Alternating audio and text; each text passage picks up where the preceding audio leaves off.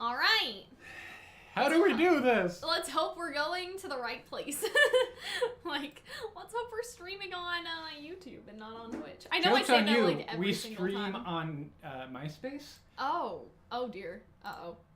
Oh. They just saw the folder for the photos. That's probably fine. That's fine. There's nothing incriminating on my desktop. Your nudes are kept on a different folder. Oh, so God, that's... don't joke about that, Hunter. Hello, chat. Okay, guys, so I'm going to do the same thing that I have to do every single time, the annoying thing that I have to do, which is copy the thumbnail and then put it into the thingy. You guys know. You guys know. You guys know. Do you we guys know? been here before. It has been such a long time. I How know, many right? weeks was it? It was like a good 6 weeks. It was a good 6 goodness. weeks. I'm so stressed. This was an episode. Oh my god. Yeah, it was. Yeah. Oh my god. Hi, everybody. Slow-mo chat's on, but you guys are like... They really waited rabid. the trauma to come in. I am early for once. Hi, Internet Explorer. Thank you for being a YouTube member, and you have a very cute little tiara. So we'll probably cut this beginning part out when this goes on YouTube, so you guys get to see, like, the raw and real Calxiyn, guys, right here. And Hunter, right? Thank you for throwing me in there at the last... I mean, you're always I guess real. Hunter's also I here. try not to embarrass myself. You just have no shame, you know? So, I like how it started as... you insulting me by not including me, and then you kind of tacitly included me, and then you insulted my inclusion again. First time comment on a video live stream for you guys. Yay! Very nice. Okay, so yeah, I'm just posting on the Twitter that our stream is starting. Our live discussion is starting. And then I'm gonna tag hashtag RWBY. RWBY. Hashtag RWBY 8 spoilers. All that stuff. Oh my god, so how are you guys? How are you guys doing? How are you coping? Coping. Are you guys coping very well? Are you guys okay? Are we scared? What's the vibe? What's the vibe, I feel like guys? I don't even... So normally after a... Oh, thank you. You guys are sweating. Someone complimented Hunter looks my beautiful. choker. Yeah. I was going to put Always. on my sword earrings. I think tomorrow is the day for the sword earrings. Yeah. Tomorrow seems like it. Okay. Yeah, I'm just... I feel like normally I know what to say about a RWBY episode. Sure. But I genuinely am not... But this time you're like, It was what just, the fuck was that, though? It was kind of like... They really waited 6 months just to slap me across the face. Yeah, that's a pretty accurate... Like, that's a pretty accurate description of And how it is. And right? I don't mean this in like an insulting like way. It's not a negative way. I It's enjoyed just being slapped the by way, you, RWBY. Right? Yeah. But, oh yeah, no, I feel like if there was ever an episode that deserved like the 100 episode mark, Oh my god, this not was again. definitely it. That's okay, guys. Just look at my desktop. See my Kindle app. I don't care. I'm trying to pop out the chat so I can see it better, because I don't know if you guys know, but I am, like, historically not very seeing with my glasses. Or without them, I guess I should say. Well, that was the weirdest way to say I have poor eyesight ever. I know, I was just like, what I are am we not talking one for about? seeing. I'm not one for That seeing. sounded like a prophecy, and you were like, oh my god, the prophecy foretells that I'm not going to see something coming. Okay, And it just hi. turns out that you need a cataract Hello. surgery. Okay, so now we'll cut all this out, all Yes. right? Remember, around 3 minutes, 30 seconds, Hunter. Okay. I almost like we have a pen and paper to write down Just 3 minutes. do 4 minutes now. It's gonna be 4 minutes Okay, by the time this bit 4 is done minutes. anyway. Okay, ready? So this is what YouTube will see. You guys saw our raw and real setup for this stream, okay? Good day, everybody. It is Calxiyn and Hunter here. If you guys enjoy this live stream discussion, you should have been here for the live. But if you're not, if you weren't here for the live, you guys should check out the Patreon or becoming a YouTube membership member to see our reaction early. Join the Discord server to talk and hang out with us. Can a mod put in a Discord link in the live chat? Again, if you weren't at the live chat, that's okay though. You know what? You guys have lives. Wow, Unlike we're us, we're just right being- here. Yeah. Anyway, so yeah, guys, hello. Welcome back to RWBY Channeling. Hi. That's what It's we been do, a minute, where we right? channel I mean, RWBY. we've made videos all hiatus, but not all Yeah. of you guys watch those. So anyway. And some of you did, and we appreciate you. Exactly. Very, very nice. I have been so... It's weird, because I remember the ending of last episode, Yeah. like over a month ago, I was like, how is it going to happen? Yeah. Then we went through another lockdown. We had to go finish a whole semester of school. Yep, basically. Start a whole nother... Be entirely just broken apart by life. True. Yeah. And now we're back here. And now we're even worse off than we were before. In like some ways, right? I was talking about this in the reaction, which again is up for patrons and YouTube memberships right now, so no spoilers for the reaction, but it's just insane how this is RWBY's 100th episode. And thinking about, like, all RWBY has gotten us through, like, I don't know, if a lot of other people have this experience, but for us, you guys have to understand, when we started watching RWBY, we were in high school. We were in, like, grade 10, grade 11, and that's when we started making videos. And then we graduated high school, then we went into university, and now we're both almost finished our, like, first degree. We may do, like, a next degree. Hunter wants to do a master's degree, because Hunter's crazy. In case you ever think that I'm dumb, but I'm also smart. Yeah, and so, what's funny? We were talking about this the other day, because I don't know if you guys know Phoenix Knight, and I love Phoenix Knight, by the way. I think his RWBY recap is probably on the website, so you guys should, like, watch that after, because he's doing this thing with Rooster Teeth. He's doing an official RWBY recap series on the Rooster Teeth site. I think it's up. But we were talking about Phoenix the other day, and we were like, Phoenix is the most credentialed RWBY tuber in the community right now, because he has a master's degree in chemistry, and it's just crazy, like, to think about how smart you have to be to get a master's degree. But Hunter's coming for you, Phoenix. I don't know what master's degree you're getting, but yeah. To get a master, you have to, like, put in, like, why do you want to do this? Yeah. If I just say to put that bitch Phoenix nice in his spot. But yeah, we love Phoenix. Phoenix is amazing, so you guys should check out the RWBY recap. I know this was, like, a little off topic. I sort of steered away there. Yeah, you guys should watch the RWBY recap. I love Phoenix. But my whole a bunch point of people are that saying was, they like, were in middle school when they first started watching how we got RWBY. into it, right? And I'm like, oh, are we old? Yeah, I mean, I think we might I don't think be we're old. that old, though, because some people, if they started in middle school, that would have been around the beginning, right? Like, at the very beginning, because we came in late when you really think about it. No, but, like, when to video making, right? Oh, to video making, but I first watched it in the summer in between 10 and 11. Yeah. So I think and that was right when Volume 2 had just finished. So if I had watched it from the beginning, I would have still been in grade 9. Yeah. Which is, like, almost a decade ago. I know. Oh, my God. Oh boy. So this kind of reminds me when I read the RWBY Handbook official guide, and the last page was about how RWBY was going to end, and they just talk about it, and I started crying in my bedroom. Like, how do you do that? How do I go You know on? what I mean? How do you go on? But yeah, I don't know. Like, it's just 100 episodes has made me realize, I guess, how many episodes we have been here for, and how many life-changing moments that RWBY has seen us through, like, in a weird way, right? Yeah. Like how I'm the such a 7th different grade person. computer lab when Pyrrha died. Oh my God, you guys are so funny. Oh, man. That must have been rough, bro. That sounds brutal, like, actually. Yeah, elementary and middle school is the same thing here, so we don't really have, we don't have We're Canadians and we don't understand but you. Yeah, isn't Thank that you, someone crazy? complimented my luck. Oh. So nice. But yeah, so let's actually talk about the episode. Because we're just being sappy and we're talking about, how our feelings and how RWBY has changed our life and how it's the only thing feel like that could be its holding up own my mental health by, like, video. a single strand. Yeah. But yeah, Oh, so man. let's talk about this episode. We will talk about, I know everyone wants to talk about the Hound, but We'll here, get to the Hound. we talk about stuff in order, okay? So Chronological order. But yeah, to just talk about the Hound, though, I would like to dedicate a big fuck you, we were right, to every single person who said there wasn't a human being inside of the Hound. Like, it wasn't Summer per se, okay? Right? Like, it wasn't Summer. Summer, I still feel like could come back in another Grimm. Right now that we've established this whole thing. But, like, I remember last night, I don't remember whose Discord server it was, but people were talking and they were like, I don't want a person to be in the Hound. That just sounds cheap. And I was just sitting there like, you guys don't believe in me. But right? They were like, there's not going to be a person in there. That doesn't make sense. And I'm just like... As much as I enjoy being right, and as much as I think that, to a certain extent, I really like my Cinder idea, I think what they did with the reveal of the Hound and who the Hound is actually better. I think so too. It would almost, because everyone was predicting it, so this is like okay, you sort of predicted it, but we still give you that swerve. Exactly, because but we it still thought it communicates was a lot summer, about the world. and I still think it will be Summer sometime, like not this one, right? But we were like, oh, like it could have been one of, basically when we made that theory video, we had a couple ideas. If it's someone we don't know, it could be one of Salem's past followers,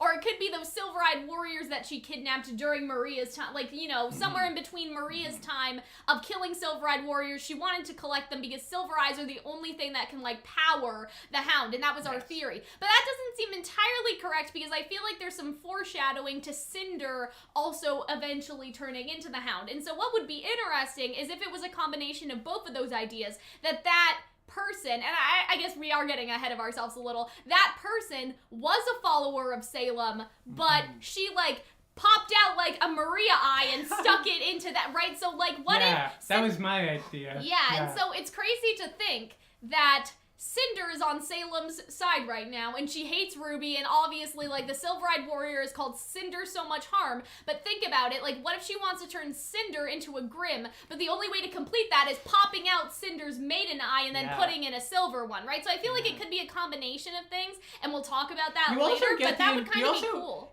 I also Silver-Eyed collection, you know? Like... I think we've had theories before that she wanted to keep them to get the power stored, because the power is stored in the eyes. Yeah. I feel like we're going to do a video about this. We'll go in We more basically depth. were like, oh, she grinded up the eyes and she made it out. But now it could be she implanted the Silver Eyes into a person who is not a Silver-Eyed Warrior, or rather, it was just the Silver-Eyed Warrior. And now we know that Silver-Eyed Warriors can be Faunus and men, if that's also true. But yeah, it would be very, very interesting. Like how can Silver Eyes power the Grim?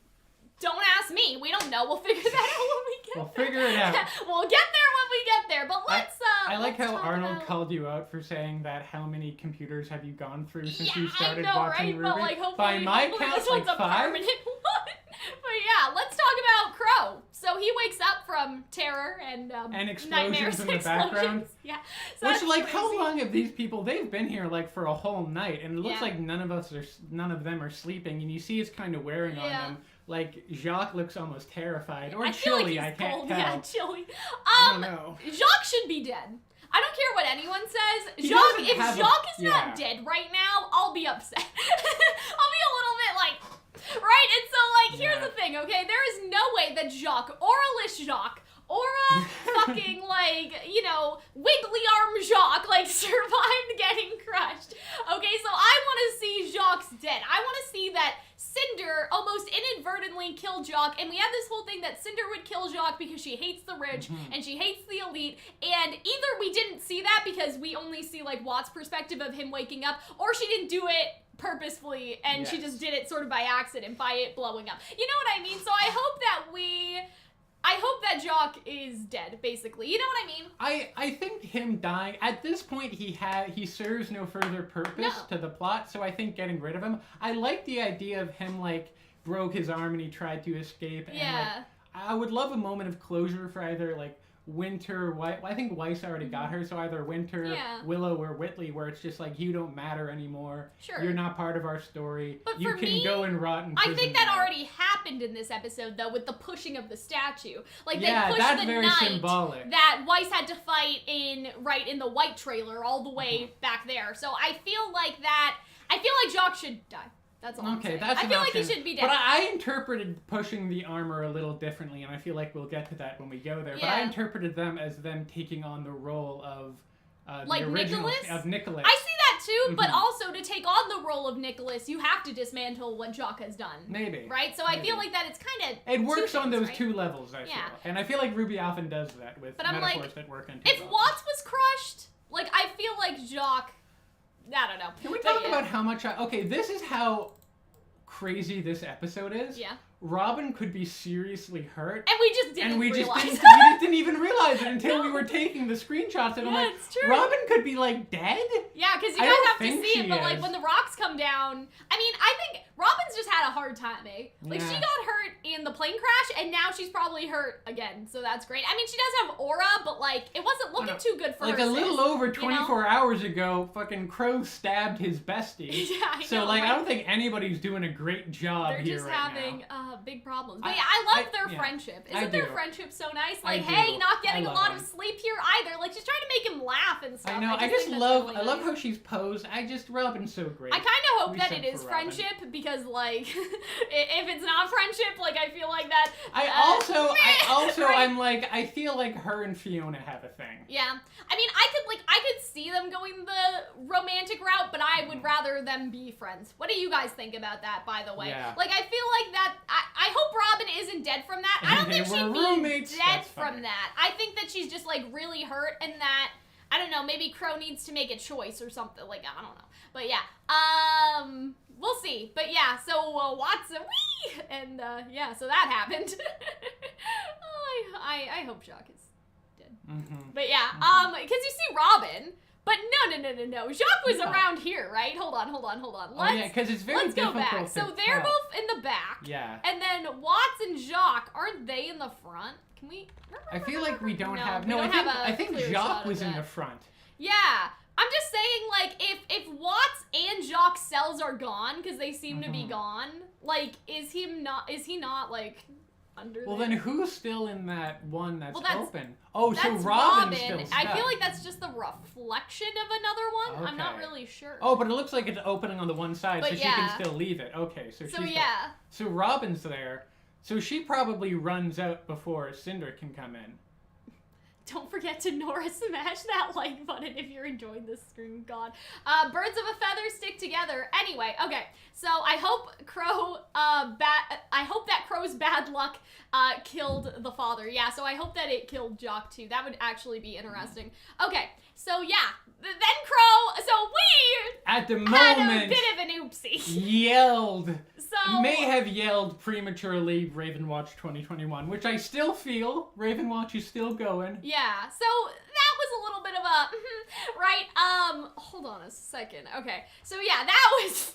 Someone's calling them jailbirds, which is an amazing ship name. It is cute. Like, it is cute. You guys have to see the reaction because unfortunately. Hunter and I were not, like... Oh, didn't realize... we're not doing very well. And so, I guess it did say Crow cawing, right, in the subtitle. So that... It wow, we really are cawing. dumb, So, huh? yeah. In our really reaction, it was we were Raven. like, Raven! I may have We were thrown like- my arms over my head and yelled Ravenwatch 2020. Yeah, so then we realized, we were like, wait a minute, what if it's just Crow? Because Hunter had this idea that scene with Cinder breaking out Watts would be somehow subverted, and the way that the scene would be subverted is that we think that it's Cinder, but instead that it's Raven. That was your theory, right? And so when we saw this, we were like, wait a minute! Exploding bird! But then we were like, it was oh not wait. an exploding bird. It's just Crow. I still think Raven and Taiyang can show up No, sometime I think that they're in coming, the season. guys. They're coming, right? It's just a matter of when. It wasn't the right time, okay? Yeah, I think that it was best for Cinder to break in and get Watts. Because it doesn't make, and I said this in response to Hunter, it doesn't make sense for Raven to be blowing up the place when you consider the fact that she can just portal... Right? Y'all did this twice in one chapter. Yeah, and so the other mistake we made is that when the Hound got exposed, Hunter screamed Adam, and I was like, why would I ever doubt you? His and so I ears was like, as I started Adam's screaming horns. Adam, so like it just, Hunter just set up two accidental chain reactions Listen, man. today. It's been 6 It months. was We're so rusty. funny. Oh my We're god. But yeah, rusty. so see this. We didn't realize that at first, but that's probably not great for her. Yeah. Right? You know what I mean? Like, hopefully, I mean, she's protecting the neck, okay? Like, very good safety. Yeah. You know? Very good earthquake safety there, Robin, but hopefully she's okay. But I think that will be a thing, is that Robin is, you know, she probably broke an arm. I don't think she's dead from that It's or really anything. I'm just saying. blasé way to describe, lose an arm, farm, barm, schmarm, who cares? Yeah, but At first I thought this was like someone waking up, and then I realized the arm, it's the Nora. orange. I hope like that Nora how- keeps that because she's had it still, so I hope that she keeps that. I like that forever and ever. okay, for two things I noticed. One, that the orange of the scars match the orange of her hair. So Yeah. it works very well with her general aesthetic. Color and two, scheme, yeah. the palms of RWBY characters look kind of weird. Oh. Because they don't have like, They don't have, you like, don't see the bones. wrist or you It's don't just see the like bone. skin. It just looks like they're made of Play-Doh.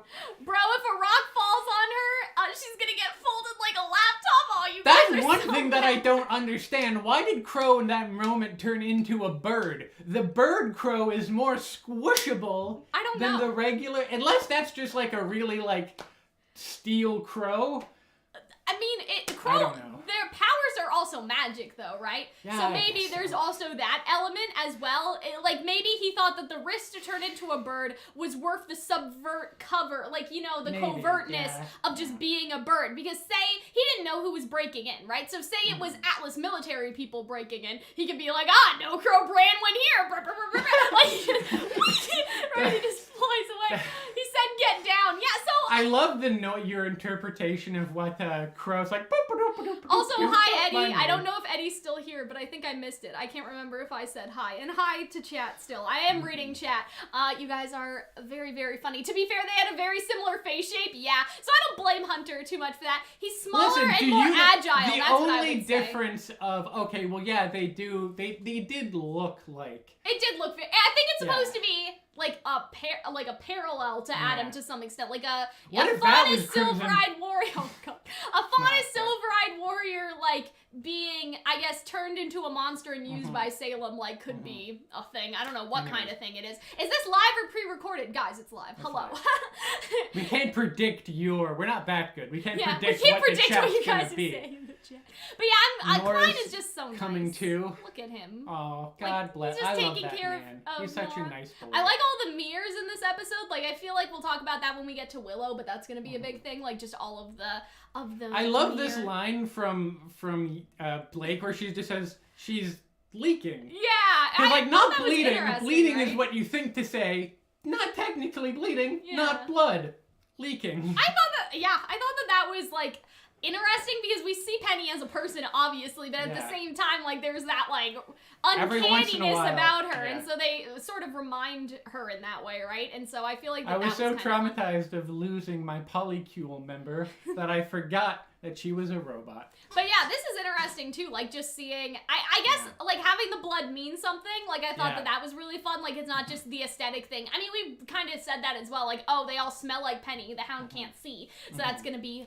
I also love that he has this universe, when he got the juice spilt on him earlier last season, and now he does like the weird like Whitley, universal Whitley pose. I know, you were like, why is Whitley T-posing? And I was just like, oh. Discomfort, like, peasant. I just love it. I mean, they're just kind of like, eh. Can we talk about how, like, so many glow-ups, so many male characters have had? Like, we went from not really loving Jean to, like, Jean being a best boy. True, very true. We went from, like, Oscar just sort of being there to, like, Oscar being great. Protection Squad, Yeah, Oscar Protection Squad. Even Whitley, Shitley, is like, oh, we love Shitley now. She could have said bleeding. We use bleeding for markers. That is kind of true, actually.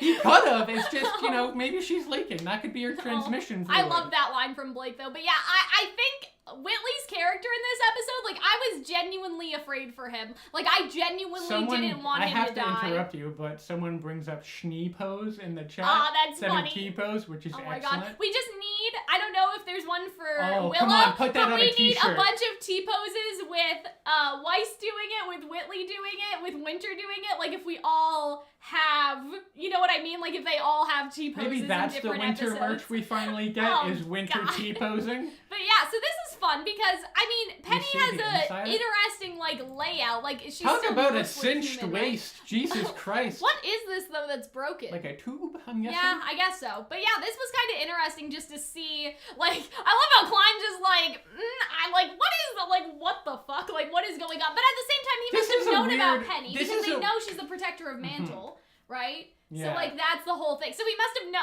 like, they know about robots, but it must be weird. Like, it must just be weird, you know? Okay, so this is a weird question. Yeah. What does Penny look like? And I do not mean this in a thirsty way.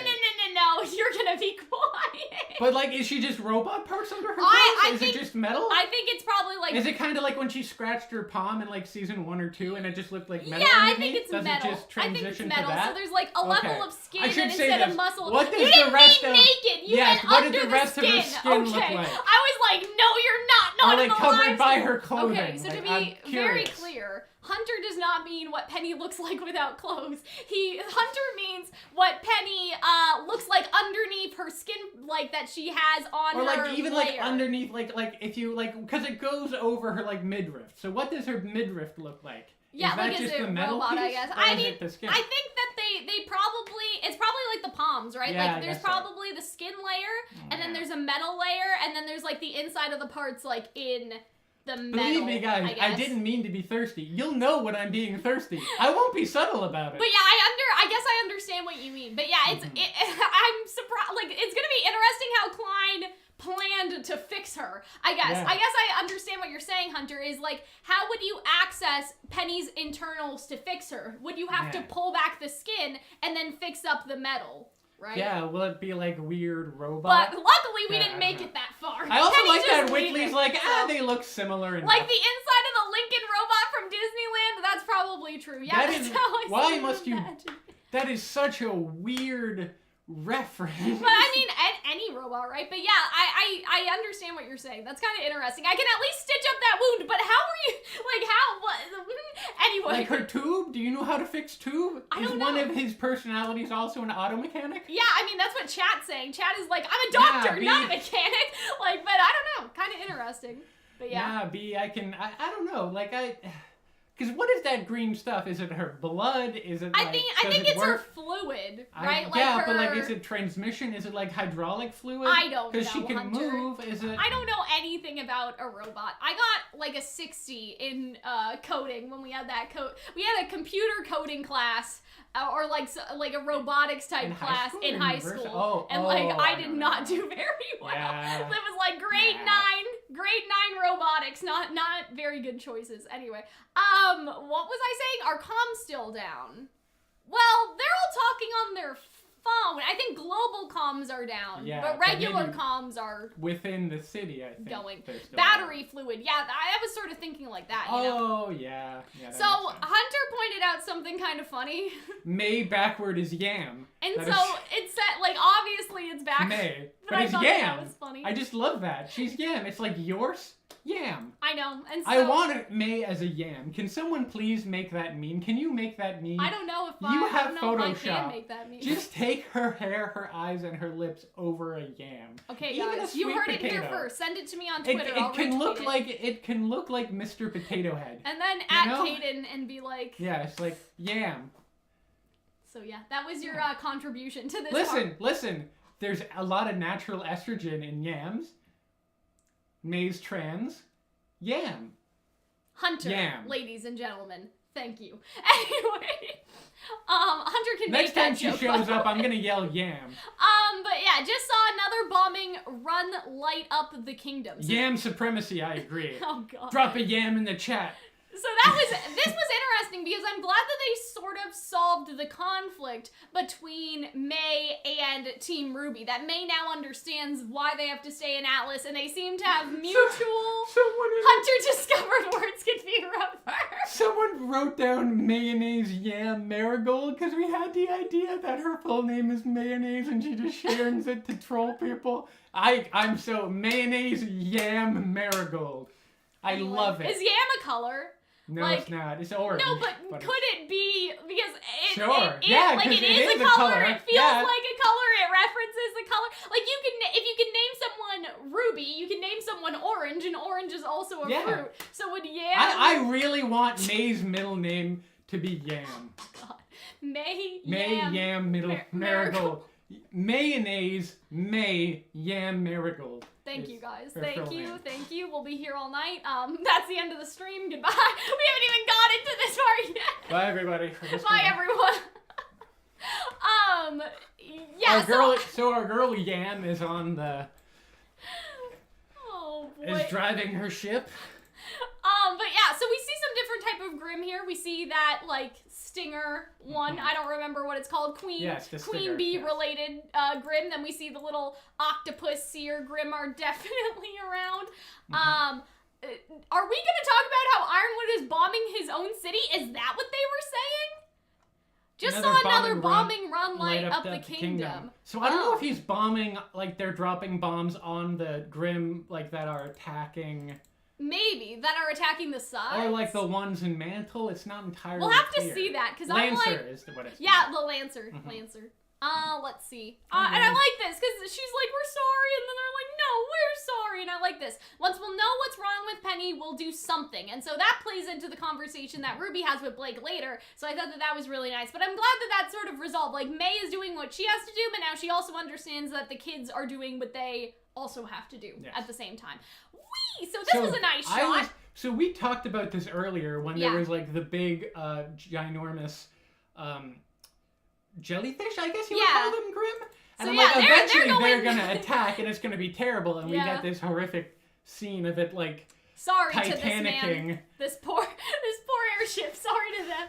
But yeah, I think that this was a really good scene. Yeah. And like, this shot is like really I just nice. love like, how the lighting here is really nice. Because at first I'm like, ooh, light shining in the window. That's a sign of like, and Hope. that's a cliche of like hope. And then it goes over and like, no, thousands dead. There is no hope. There's no hope here. There is no hope. So this is the scene that we saw around the clip, like the clip that we got, but they cut out May, so we didn't know what happened to her in that clip. So we still have, at this point, I don't know how much is left to be done. And so this is where it started, right? Like it's all just too much. That's where the preview teaser from a couple of weeks ago, that's where that started. But I like Weiss is comforting Ruby, and then we get that scene with Blake later. So I'm not going to talk about this too much because we've already seen this. Like we've seen this before. We came up with it, like they're going to right?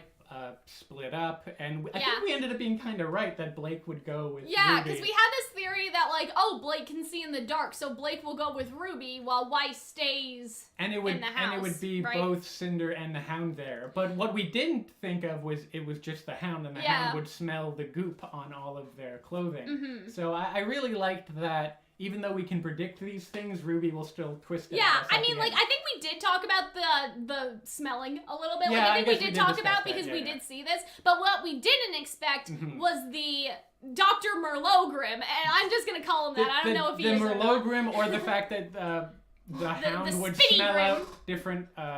Like would look for Whitley, thinking it was Penny. Yeah, I think that was a really good scene because we were like, oh man, they all have the blood on the clothes. Yeah. Like that's probably not gonna end well. It's gonna get Except confused. for Blake. But to see like the actual horror of it is a lot different than we were expecting. Which, I think. Can right? we talk about how like RWBY has only been like a horror show like once or twice? Yeah. Like this episode is just a slasher movie. Mm-hmm. Like everyone's hiding and running away from the monster. It's basically like Halloween or Friday the 13th.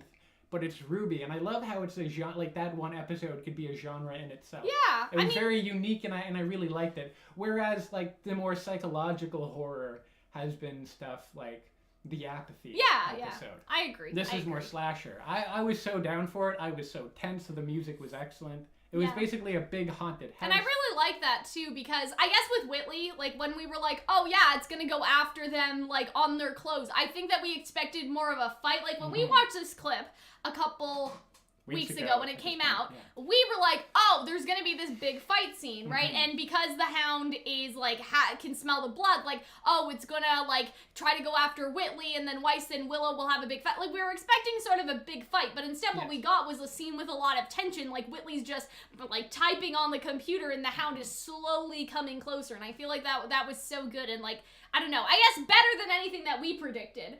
Right? Like in terms of like what we actually got in terms of the outcome, like to see the tenseness and the horror of it, just the Hound, like instead of this big fight, to see it just like and I really love that because even though it's not, because there was always that big meme of like, oh, RWBY isn't even an action show anymore. Like well, there is action and fighting and a great fight scene, but it's elevated and it's made unique by the Haunted Mansion vibes and by the sort of slasher element they introduced, and I really loved it. But yeah, let's look around in the chat. Yeah, Haunted Mansion vibes, stuff like that. Nighthead. The Schneezeum. Oh boy. Oh, that's a good one. Oh, somebody in the chat said something and now I totally forgot. I don't remember. Oh, you guys were talking about the Alpha Sentinel. I know. Like that I know, but at the same time, like I look at it, and if you've played Grim Eclipse, it looks very much like Dr. Merlot's thingies. And so I sort of wonder, like, if it could be, like, a remnant of one of his things. Like, the Spitty one. People are saying that it's just an Alpha Sentinel that has gotten, like, more gross. Right? Because there's those little spitting ones that happened in the chase scene when Yang was on the bike. Yes. Right? And so there's, like, those ones, and those ones were, like, spitting. And then there was, like, this is basically just, like, a worse version of those. But at the same time, like, I don't know. I just want Merlot to be relevant so bad. Right? We didn't spend 2 hours playing... 2 hours. First off, we didn't 200 spend 200 hours playing Grim Eclipse. Let's be real. For it to never it's more come like up 3. again. But I can see Salem taking inspiration inspiration, or that Merlot's creatures have sort of gotten out in the world, and so they're just naturally reproduce, like, however grim, you know, make more grim, like, it just sort of got into the reproducing system, if that makes sense. I don't know how to explain it, but you guys know what I mean. Whitley is very hostile towards his mom, which is probably to be expected, but I found like this whole like scene like with she them tried sort to of play it off interesting. like, oh, I'm not drinking in the dark, I'm Yeah. not freaking out, I want to be around my kids. Yeah, and so Oh. I like this scene with Calxiyn because it's just so awkward. Like, she's like, Because, oh, like, hi, Calxiyn, and then it just sort of sits there for a minute, but he nods. He's like, yeah, I get it. Because I feel like it's kind of the thing of like, I could have helped you, but I didn't. Yeah, I that's wasn't true. responsible for all of your pain, but I also had a part, I was a bystander. And I feel like her relationship with Calxiyn is similar to her relationship with Whitley and Weiss and Winter. True. I think that that's accurate. It's just, and I feel like that in this case, Someone gave up the catchphrase "put Merlot in the show," and I think that's an excellent that's so idea. funny. Oh my god. But yeah, I feel like that with Willow. This episode, I know she didn't like fight like we thought she was gonna be, but she's still summoned for Whitley, and so I think that a lot of this episode is also Willow breaking out of just being a bystander, Like, she and then saved actually them all doing twice. stuff. She saved Yeah. Willow, and then she helped. And push so I the feel thing like over. that was really nice. Like, that's a nice, like, little mini arc for her character. That was really cool. Then we find out that we have a generator, so that's nice. And then I love this because, like, Whitley is doing something good and nice for the sake of doing something nice and good. So And he's gonna send all of the carrier ships Yeah. and take people out from Mantle and the crater up to safety? I don't know Safety, where I suppose? exactly. But like, okay, so let's look at what he's saying. So there are rows and rows of cargo ships just sitting in the hangars because of the embargo and the drones. We can order as many as we need to pilot our ships down to the crater and get people to safety. So the question is, where would they bring them, I guess? So I guess that Whitley is suggesting to bring them out of the crater and to bring them somewhere else. And I guess the safest place would be where Maria and Pietro are, right? Like, that could be an idea to bring them onto Amity Coliseum. That would also be kind of dangerous, though, because you have the entire population in one place, but really there aren't any other good options at the moment. So That's true. I could, you know what I mean? So I think that Yeah, they're so taking wait, them so- out of the crater and bringing them somewhere maybe even just else. the Shnee Manor. Maybe, It's- yeah. I mean, it's a if they fucking can protect the ginormous manor, place, right? right? So yeah. I also think potentially, like, because, well, what happened exactly to the Amity Arena? Well, it's just You know, like it's slowly drifting like, off.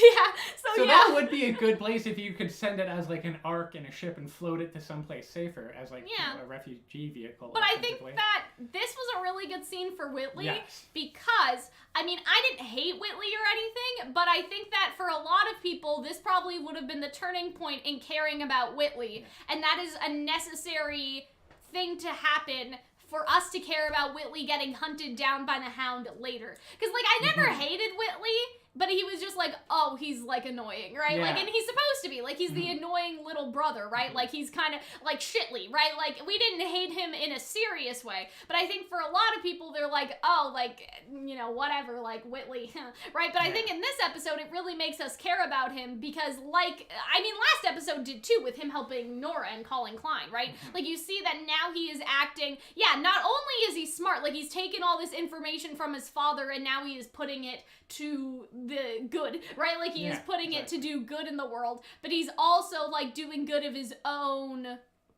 you know? Volition. Like, And of it's his own what I volition. like this is that it's the exact opposite of what his father would do. Yeah, His exactly. father would never expend company resources to help like the poors and the faunest. Yeah. So he's the poors. Exactly. So he's showing The commoners. the commoners. The peasants. Calxiyn, catch me my poor people touching gloves. Okay, let me see your baby. But Okay. yeah, that's what I No, imagined, take right? it back. Take it back. Yeah, so I like that he's showing to be the opposite of her father Yeah. or his father, and I like how Willow is also kind of showing herself to be different than Jacques. That she agree. saves people. Okay. But yeah, we're here for that That Whitley character redemption. development. That Okay. Whitley learning to be a good boy. So now, let's keep going. Then we definitely need the power back on. This shot of the moon, It's so pretty. like, who said that the moon could look this good? Okay, who gave permission for the moon to look this great? Okay? Like, I just, oh my god. Isn't that, like, a beautiful shot? Like, isn't that just such a pretty shot? So I'm just like, who gave the moon the right? That's what I was thinking. Hunter and I were rewatching the episode, and I was just like, I know you guys laugh at me when I'm like, that's a good rock. I mean, what is the moon if not a rock, right? So I'm just like, that's a very nice rock. Thank you. It's a very nice very moon. Pretty rock. I like how the smaller fragments kind of blend in with the stars. Yeah.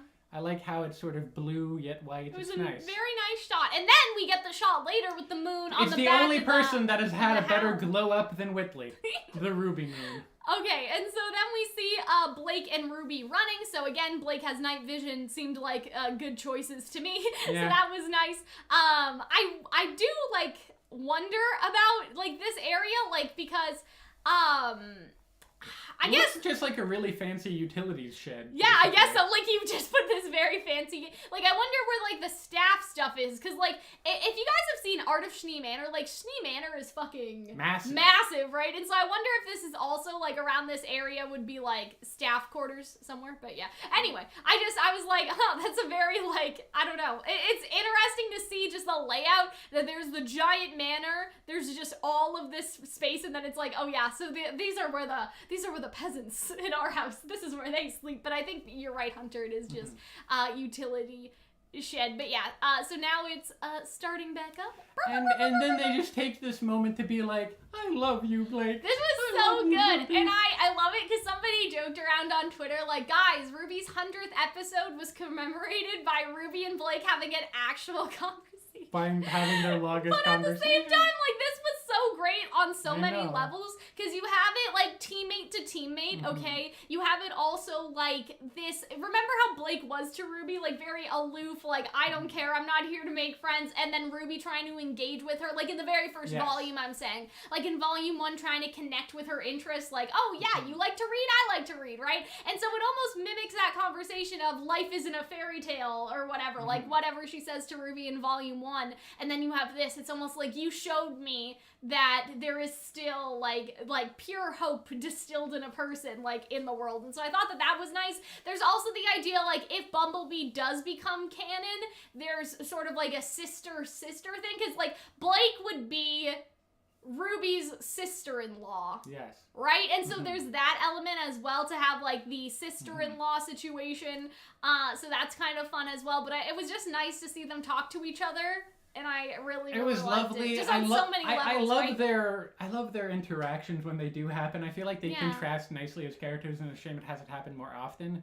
I also like the idea that it's just Blake has always felt this way about Ruby. She's just poor at communicating how she feels. I think that's true. And I Very love that. True. I feel like that's like a real theme with a lot of the interpersonal relationships. Like just people not correctly communicating with each other, like Ren, like Nora, like Penny. And I feel like she hasn't necessarily had the chance to say it before. Like, when was a good time? But I like all of the, I don't know, like, Blake does act like a big sister to her in a sense. Like, oh, you could try calling her, like, if you're worried, you know, like, trying to comfort her in that way. And so I feel like that I don't know, like, I feel like that there's such a nice, like, sisterly thing going on with them two, just because of Blake's connection to Yang, and now Blake's connection to Ruby, obviously. I know you don't always know what to do, but that's never stopped you from doing something, and so I really liked this. And so I like this, too, because it kind of references in a weird way, like the DC comics and how we know Blake was in the comics. Well, she talks about herself as a little girl and how that was kind of beat out of her. Because we remember, right, if you guys have read the DC comics, you'd remember that there are these scenes with Blake being, like, smiley and happy and, like, you can't scare me, Adam, like, like, you know what I mean? Like, she had that attitude. I don't remember exactly the context of the scene, but she was like, what are you trying to do, scare me? Ha ha ha. Like, she was a very happy, very cute, like, if you guys watch the DC comics, like, she was just very, like, confident in herself, and I feel like that she really thought that we love to see her return. You know, lots of hope and stuff like that. And we talked about, like, how in Volume 7, through Blake's interactions with Yang, you can kind of see Blake almost going back to be more of that girl that we see in the DC comics, in that very, like, brief, like, section of her being smiley and her being happy and being able to, you know, allow herself to feel those things. And so I feel like that's like, really Interesting. Does this mean the comic about Blake was canon then? I mean, I kind of, suppose right? so. Like, parts of it are canon, and then parts of it sort of change the canon just to fit into the comic. But I think that particular, right, like, the comics are sort of difficult because here's how I would say it, I canon guess. until it isn't. No, I think that there's a better way to say it. It's that the general feelings or themes are canon, but maybe like the timeline of it or the plot lines, like they've obviously changed that kind of stuff, right? And so what I'm thinking more is that the feeling or the sentiment of this was Blake's personality as she was a kid, even if it's not like a one-to-one, like fitting into the canon, like canonicity or canon timeline of the show, that was at least the feeling or the general, like, secondary canon until contradicted. It's like basically the feelings of it. I think that's what they wanted Blake to be as a kid, that general like sentiment, and that carries over to the canon of the show. Even if some of the other parts, like people are like, this part of the comic like contradicts this timeline and whatever, right? So I feel like that when you think about it that way, it's like the general sentiment of that being Blake's personality as a kid, I think that is canon, and I think that's reinforced by these lines right here. Like if you read the comic, you know that that's how she is, I guess. And I also kind of liked how the way she describes RWBY as just because you didn't know what to do, you always did it. That kind of like is almost like she acknowledges that that's sort of why she left after Volume 3. She didn't know what to do and she just wanted to escape and not deal with it anymore. And she admires RWBY because she didn't do that. She continued fighting and marching even if she didn't entirely know the end goal of it. And so I feel like that's a little bit of development. I feel like we keep on learning more about Volume 4 of Blake, even like 4 volumes afterwards. Sense, I really right? like that. Chat is saying it gives you a vague sense of this is what it could have been like without saying this is exactly how it was. Yeah, I agree with that. Like, I would agree that is what the canon, like, that's what the manga and the comics are supposed to be. Like, this is, like, generally what probably, like, the writers probably wanted if we ever went back to that, like, in the show. Like, for that personality for Blake. And I feel like we see that here. Like, she's basically saying, I used to be like you, which is true based on the comics, right? But that was taken out of her. And I feel like time and a lot of other things. I feel like a lot of other things. Big enough bottle for water. Oh my god, you guys are laughing at me. Jesus, cow. Oh, yeah.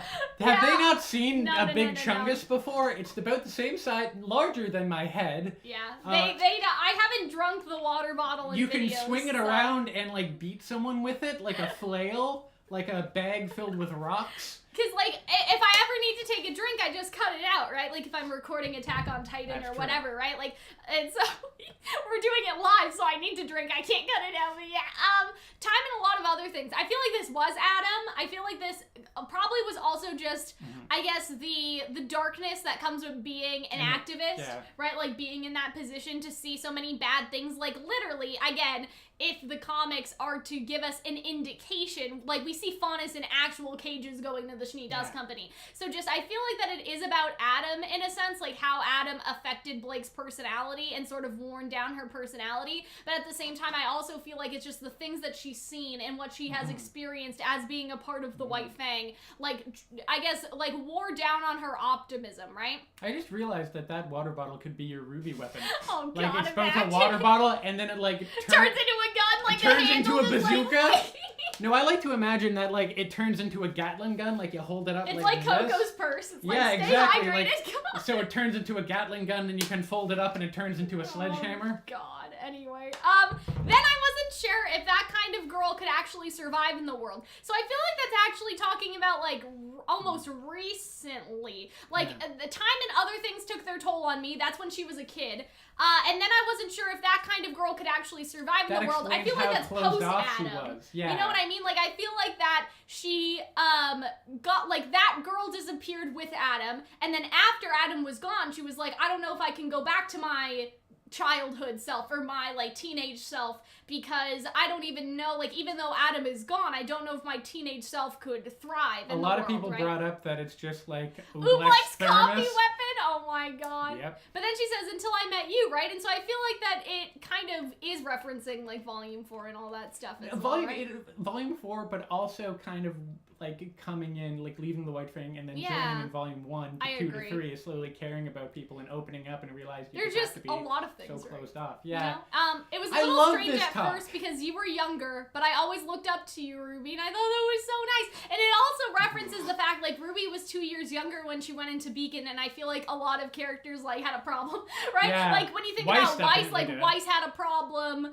with that. I think to some extent, like, I don't think that Yang did as much, but the argument could be made that Yang kind of wanted some, like, freedom to, like, oh, have my own friends and have my own team, right? And, like, Ruby tagging along may have, like, I guess changed her idea, right? Because I think that Yang has ended up for the better. Like, we never see those friends that she hangs out with again, so ultimately they didn't matter. But, like, it could be argued that, like, Weiss didn't want her as a leader. Yang was just kind of like, okay, but go make your own friends. I want my own life, right? Like, lightly, like, in a teasing sort of way. That wasn't her overall demeanor. My favorite thing about Volume 1 is that we see all of Yang's friends and then we never see them second again. episode, and then we never see them again. And then with Blake, it was one of those things where it's like, oh, this fucking kid, right? You know, why does this kid keep trying to talk to me? Or why do these people keep trying to talk to me? I don't want to be your friend. Starts to, you know, open up to them, right? And so I think that's really nice. I just love, and I love she cries. And when I was like, I went from like, this is a really lovely, touching scene that speaks so much about Blake's character and her relationship to Ruby. And when she started tearing up, I was like, bitch, don't make me do it. I know. It was really, really nice. I really liked this scene. Yeah. I just love them. So she's like, thanks, Blake. And I'm just like, guys, Blake's taking care of Yang's little sister. Don't worry. Ruby's so precious. I think that it was really nice. I like to imagine that by the time Blake and Yang meet each other, Blake's just holding Ruby like, my little sister now. Yeah, like, that's the other thing, right? Our little Blake sister. is an only child, right? Yeah. Whereas all the other characters have siblings. And so when you think about the idea of, like, sister-in-law, I feel like that for Blake, a big theme of her stuff is found family, like when she holds Weiss's hand when Jacques comes in Volume 7, and now, like, this. So I feel like that, you know, I feel like Weiss and Ruby are her sisters, to some extent. I feel like that's kind of nice. I feel like that's kind of a nice idea, right? And then, so that wasn't great. And then it goes, at first I didn't totally understand why she, like, dropped so dramatically. I thought it was going to be, like, some weird thing. I thought that she was going to have the equivalent of what Yang had earlier when Jean was like, it's okay, you can always call Ruby, and then Yang was like, yeah, Ruby. I thought it would have been like that, and Blake would have been missing Yang, but nope, evil demon. Evil demon. But that's just such a horror movie thing, Feels like bad. People popping up in the foreground and in the background. Can we talk about how Jean, Ren, and Yang are doing an infiltration mission and Ruby is doing an evacuation mission? They split up and ended up doing the exact same opposite of what they originally wanted. That's true. Yeah. Right? Because they were trying to help people get out. Right? And instead, now they're going into the whale. And then on the other side, Team RWBY snuck in to do the thing with Penny, and now Team RWBY is also helping in a sense, right? Like, obviously, Whitley's helping with the evacuation through his company powers. We don't know exactly what Team RWBY will be doing. I kind of like how that kind of goes back to that they had an agreement about what they should do about it. How, like, at the end of the day, do both things. Like, that was the whole thing, right? That they ended up doing each other's things. We're not working against each other, but rather we're doing two separate things that will aid us towards the same ultimate goal. Like, that was the idea, right? Can we talk about Willow for a little bit? Because I understand she's nervous and this is probably, like, a scary situation, but the way that she acts in this episode, like, I feel like that she had some sort of huntsman trauma accident that I don't know if that was talked about in the comics, because Willow does fight in the comics, like she does summon, and so we kind of already knew and expected that. But the way that Willow is acting in these particular scenes, I feel like that she has some sort of battle-related trauma. I don't know. But, like, I don't know. Like, I don't know. I see the potential. What do you guys think? We'll get to that, I guess, is what I'm trying to say. But, yeah, Whitley's just... I'm a hacker. Right? I love that, but yeah. I love this interaction too, because it's like, can you handle this? And assuming you can handle that. And I like that though, because even though it's a little snarky, right? Because she's like, we have to work on your attitude. At the same time, it's like, it shows that even though Whitley is not a fighter, and I think a lot of people kind of wanted him to be, like they wanted, Whitley gets attacked and then he summons. I feel like that this is actually better because it shows that all of the children have their own strengths and that they all help each other through those strengths, right? Like, everyone has their own strengths and weaknesses. Whitley doesn't need to be a fighter because he has other skills, right? And so I thought that was nice. It would be nice to know what all these are, but we don't. So, we can't see. But yeah, I think that was... You still need to work on your attitude. Like, I think that was sort of funny because it's like, now they're just interacting like siblings instead of genuinely I wanted to, like, hating each inspect the... chessboard? Yes, because that looks like...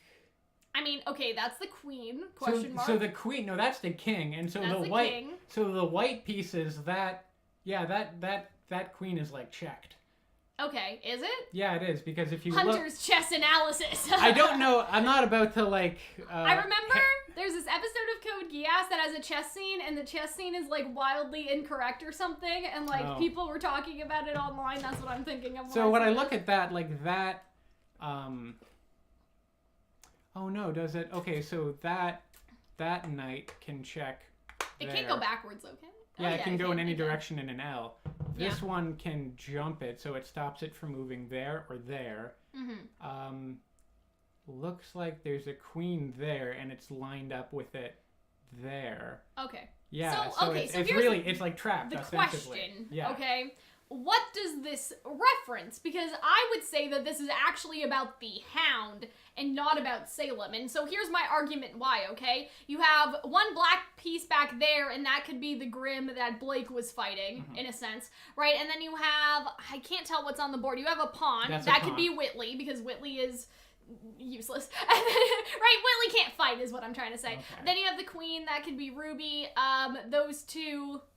thingies, right? Like, I don't know if this one's on the border, if this one's been taken away. That looks like the queen. Those two castles are castles, or I believe also occasionally called rooks. Yeah, so basically, okay, we have 1, 2, 3, 4, 5, 6, 7, and no. Oh, and it also can't move over there because that's where the pawn is.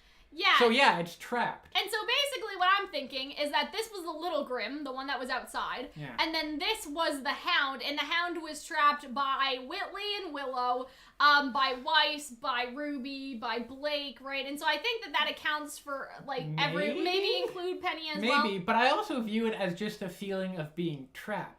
Okay, sure. So it's a metaphor. It's a metaphor of being trapped. Oh, okay. I thought that you meant it referenced because we have the chessboard in the opening. I thought you meant that it references which is weird because in that situation, Ironwood is white and Salem is the black pieces. Yeah, that's why I'm saying that those two black pieces are just the Grimm today. Which maybe, but I also feel like that could be a metaphor for like how Ironwood feels he's more confident than he really is. Sure. Like he feels he's the white, but really he's the black. Maybe, that's true. I also, because whatever that is, that's like that, he's checked basically. That's that's a finished game of chess. Yeah. So I like to imagine that could be referencing how Atlas is sort of checked. They're stuck. There's really no easy way out. Mm-hmm. The horses are knights. Listen, man, I know some.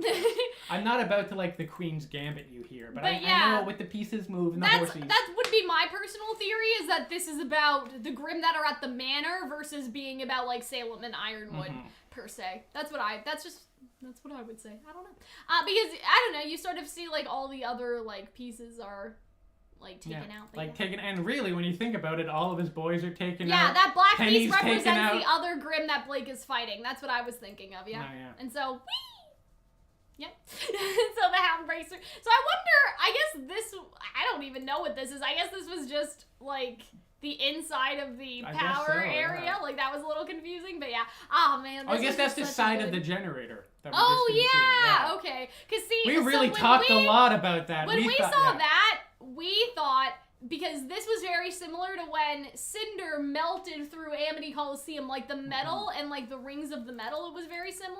So we thought it was that, but yeah, I think you're right, Hunter. Like when you see it all like this, it's the back of the generator. So that was kind of good. That was a good one. There's someone in the chat called the Hound, and they're just having the best time right now. They're like, there I am.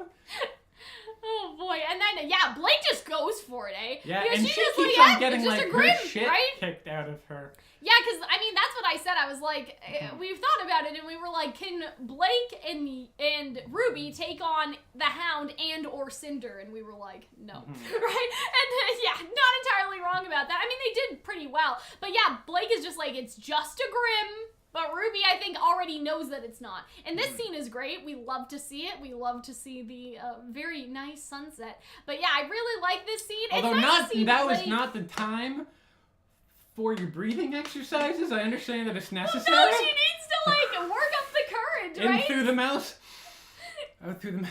Did I say in through the mouth and then inhaled in my nose? I'm really smart. You can tell that I also wouldn't be able to use my silver eye power. It's nice to see Blake getting some time to shine here. Yes. I don't think Blake was nerfed at all. Like, this is an intelligent Grim. Yeah. It's not just a Grim, so I don't think that Blake was nerfed. I think that it's just she tried her Also- normal things that work on a normal Grim, and they didn't I think go. we need to keep on remembering here. They've been up for like 24 hours. Yeah, they're tired, bro. They've like been fighting non-stop. They're probably exhausted. So if they're not like fighting the best, like Ruby almost has an ability to kind of like nerf some of these characters a bit with the understanding that they're exhausted. Like think of how easily their auras break this episode. Really, Ruby should be able to take that drop or even land it.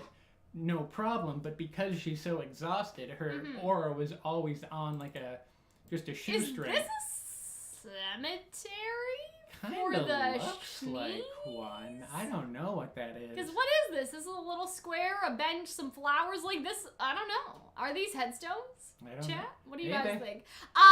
Willow Warrior PTSD could be the fact she lost her mother in the hunt that went wrong. I do not remember that from the comics. I'll trust you guys though. But yeah, so see what happens is that he's fighting Blake. I mean, I guess it is a he and not an it. He's fighting Blake and he looks over and he's like, oh, juice. And because Blake doesn't have any juice. Right, yeah. So that's the whole thing, is that then he goes after At Ruby. first I was confused because I was like, well, I don't get it. Cinder, because this is when they realized Ruby, it. At the time, I'm like, well, Cinder was getting Ruby, right? Wasn't she? That was the whole ordeal. It was or only like Salem doesn't care particularly about Ruby. I just right like now, right? how they kind of communicate without having to have a character be like, they're going after the blood. That is like, oh, it's the blood that they're going after. Penny juice, that's basically what I'm saying, right? And so like Blake doesn't have any on her, and so I felt like that was a really nice touch to it all, and so I like this because like it's just like Blake's just flying a kite, and then you have the background. That's what I'm thinking of. Just wow, like, that's one badass kite. I know, right? But isn't it like, oh my god, I gotta post that on Twitter. But yeah, so Blake's just flying the kite, and then Blake's just like, I think you should have that scene, but have the Mary Poppins song. Let's go. Fly a kite. Thank you. You know that song? Thank you. Yes. Okay, well, but yeah, there's a Grim here, and there are others nearby. Keep everyone together and call if there's trouble. So see, like, again, like, I don't know why. I mean, I get it. Like, she's a civilian, and there's Grim, and there's bombs, and it's a very stressful time. I would be drinking in this moment right now. But I'm very surprised at her reaction, because she seems more afraid than I personally expected it to be. Her to be. Yeah, like I expected. I almost her to expected like Badass Willow, and Badass Willow does come out, but I feel like similar to even like Blake, similar to probably Whitley as well. Badass Willow is slowly going to like seek I that agree, because she's like freaking out, right? So I'm just wondering like how why, old do you think she is? Like 45. I'm gonna 50? say late 40s, early 50s. Sure, yeah. But yeah, so I don't know. It was just interesting because we know that she is a fighter from, we don't have zero idea. In the comics, she summons. Again, I don't know if that was just something for the comics. She summons here as well. And she does summon here, so that's true. So, like, she has a sword in the comics and stuff, I'm pretty sure. So, like, we know that she can fight, so that's why I was so surprised. I'm like, why is she freaking, like, she used to be a huntsman person, right? She used to be a huntress to some extent, right? And so I wonder, like, she looks like she's seen it before. That's what I'm thinking, right? Like, how she... Like, what happened to Willow? You know, like, why did she stop being a huntress? I don't know. Like, I wonder if she has... Her husband, maybe? Well, I'm saying, like, what if she has some combat-related, like, PTSD or something? That's basically what I'm thinking. I also just think that, like, she's so terrified right now. Like, she's existed for so long just in fear of Jacques. Yeah. I just think that this is kind of manifesting her being worried about and it's also everything like all over again. she hasn't fought in a long time, right? And That's so true. I feel like that maybe she thought that like this wouldn't happen. Yeah, I also just get the like impression... this wouldn't happen in the Schnee manner. Like it's kind of like that bird in a gilded cage idea, right? Like that, you know, obviously, like she seems to be very like anxious and she has all these cameras and like Jacques is obviously a bad person and she's been through a lot in the manor, but I feel like that to some extent in what's happening in the universe right now, it seems like Schnee Manor is the only like safe like haven in her mind, I'm saying, right? Like for her, you know, the streets are crazy, Mantle's crazy. Like I feel like that maybe Willow was like, okay, well this is the last safe place, we'll just weather the storm, and then that place is not safe anymore. So I feel like that's an interesting thing to think about, because I wouldn't think that home is a happy memory for Willow, but I think in the context of the war in their situation, she was like, okay, Jacques is gone, let's like hunker down here, right? Because they were just chilling before Team RWBY got here, right? Like they were just, Whitley was just walking around, they were just sort of hanging out, right? They were like, okay, well we'll just hide in our, you know, steel-proof basement in the bottom of Schnee Manor and it'll be fine or whatever, right? I also get the impression that just Willow doesn't work with conflict well. Like the second she gets overwhelmed very easily, which is probably why she has a drinking problem. She says like, I can't do this, and then she just like whee, and which is why she never leaked those videos she had of Jacques to the press herself. She had to get Weiss to do it for her. I think this is a manifestation. I think this is a slow development of over the course since we've seen her, since last volume, of her slowly being more proactive. Yeah, and it's very interesting. And I love to see it. Also, poor Calxiyn just gets yeeted across the room. I also, before she has a moment there, I love how when Penny's robotic, she's robotic. Yeah, like she's like, right? Like you can tell with her arms. And she's so bubbly and floaty and balloony. It's a lot of credit to the animation team for that, right? Because when you think about it, they sort of do the same thing with Neo, like how Neo walks when she's different people compared to when she's herself and things like that. And so I feel like with Penny, it's that sort of same thing, and I feel like that's pretty interesting. Like I feel like that's, I don't know, pretty cool. I feel like that's a cool thing. And I get a lot of Terminator vibes from her, as well as how robotic she looks as she walks. And you sort of see like the lighting fade, and I think that's really and it like goes from red to green, orange, and it flickers in and out, and it's very creative how they did it. I know, I really like it. It's a little more punchy than if they just flickered on and off from. Then we see Weiss. This was like, what a shot! That definitely looks like that scene in Game of Thrones where Daenerys is over the dragon, and someone was just like, this scene's gonna be. This scene's going to be taught in film school for millions of years, and people are just like, no, it's not. I do like those type of scenes, though. I like the scenes with the wings and stuff, so I really like this. And this makes more sense because she's, she is actually, I don't know what you say, rising, coming into herself. And so I really like this, too, because I think it's a Nevermore. From the first season, which is a call-out, and I love that. I like that. I also think that this is like set up for later payoff. Like I think the Nevermore is going to show up again. I agree. I think she'll try it again, and then we see what actually breaks it. So you can see the Grimm back there. They seem to be really weak when they're first spawning, right? Yes. And so I thought that was interesting. Like it's not solidified yet, and it's just gets. Can I talk about how the Hound is kind of cute in some of its scenes? Yeah. Oh, like, this was such a good shot. Whenever its mouth is open, it just looks like a dog. Whenever anything is just slightly dog-shaped, I'm like, this is my friend. Oh boy, but yeah, so like, I really love this shot with him over the moon and then Ruby, but I don't know it's very gothic. Like, what happened here exactly? Oh, it's a green lighting from Penny's. Yeah. Okay, yeah. So then I feel like it senses like, oh wait, there's maiden stuff over there, because I'm still unclear about whether or not it can see or how well it can see, but then... Well, it doesn't have eyes, so, I mean, I guess it did tell... Maybe it can tell the maiden power. Like it has. Yeah, and I think it could also like here. You know when you close your eyes and you can still see the light in your eyelids, if that makes sense. Like if the room was dark.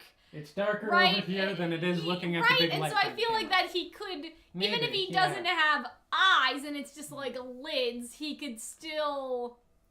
I also get the impression that he can kind of feel that energy. He has a sort of connection to I also love this because he drops her, and so we definitely know that, like, the Hound has no sense of smart. That's RWBY, right? Like, Yeah. Salem didn't tell him that because I don't think she thought it would be relevant. But she wants, right, bring RWBY to me. That's what Volume 4 was all about, right? And so it's kind of funny to see that now it's just like, the Hound's just like, oh, what was that? And at this moment, I realized that, like, oh, he thought that RWBY was Penny because of the blood. And I like that it communicated the leaking. The leakage. Oh, that sounds even worse. I know, leakage.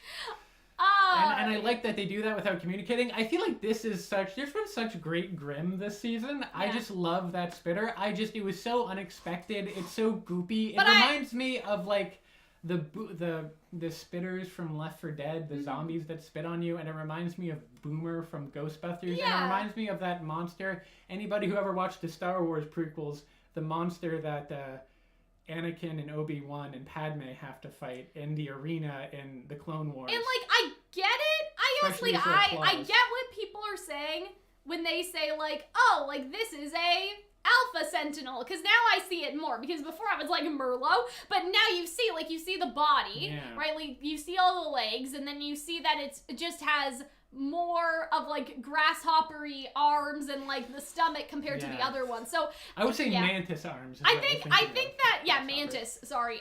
Here's what I'm thinking though. I think it's my headcanon that some Merlot juice from that island got into the general Grimm sludge. Like, say, okay, I don't know how this works, but say the Grimm sludge is like water. Okay, sure. Water goes up into the atmosphere and then it falls. And the then Grimm it goes juice up, is the same and way. then it falls. The Grimm juice is like that. So when, Merlot's island happened or whatever, right? The mutated Grimm that Team RWBY killed, they went up and then they went and now that's why we have some of these. Because that green spinach is very similar to whatever was in Merlot's we have been streaming for an hour, guys. We're only halfway. This was a short episode. What's wrong with us? And we haven't even gone into what's wrong with us. I know. Don't I know lie we to the know good what's people wrong at with home. us, but like still.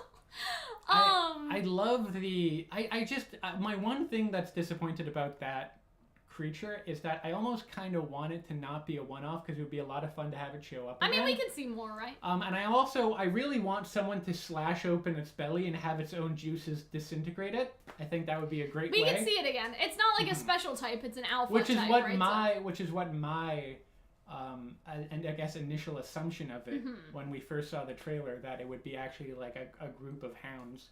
Sure. But that didn't seem to be true. Also, one thing about the whole theory, I know I'm bouncing off a lot here. That's okay. The theory about it was related to Merlot. I know you said like the juices, but like Merlots had like spikes, like crystals in their back, correct? Maybe. So they just looked a little different. Grimm Eclipse is canon. I guess it is. It is canon. Yeah. They said it was canon. The story of Grimm Eclipse is considered canon. So we're just waiting for the day. I love how they never bring it up. Like, hey, remember when we found that like evil scientist on an island with killer robots? Fucking crazy, right? We shipped ourselves over there.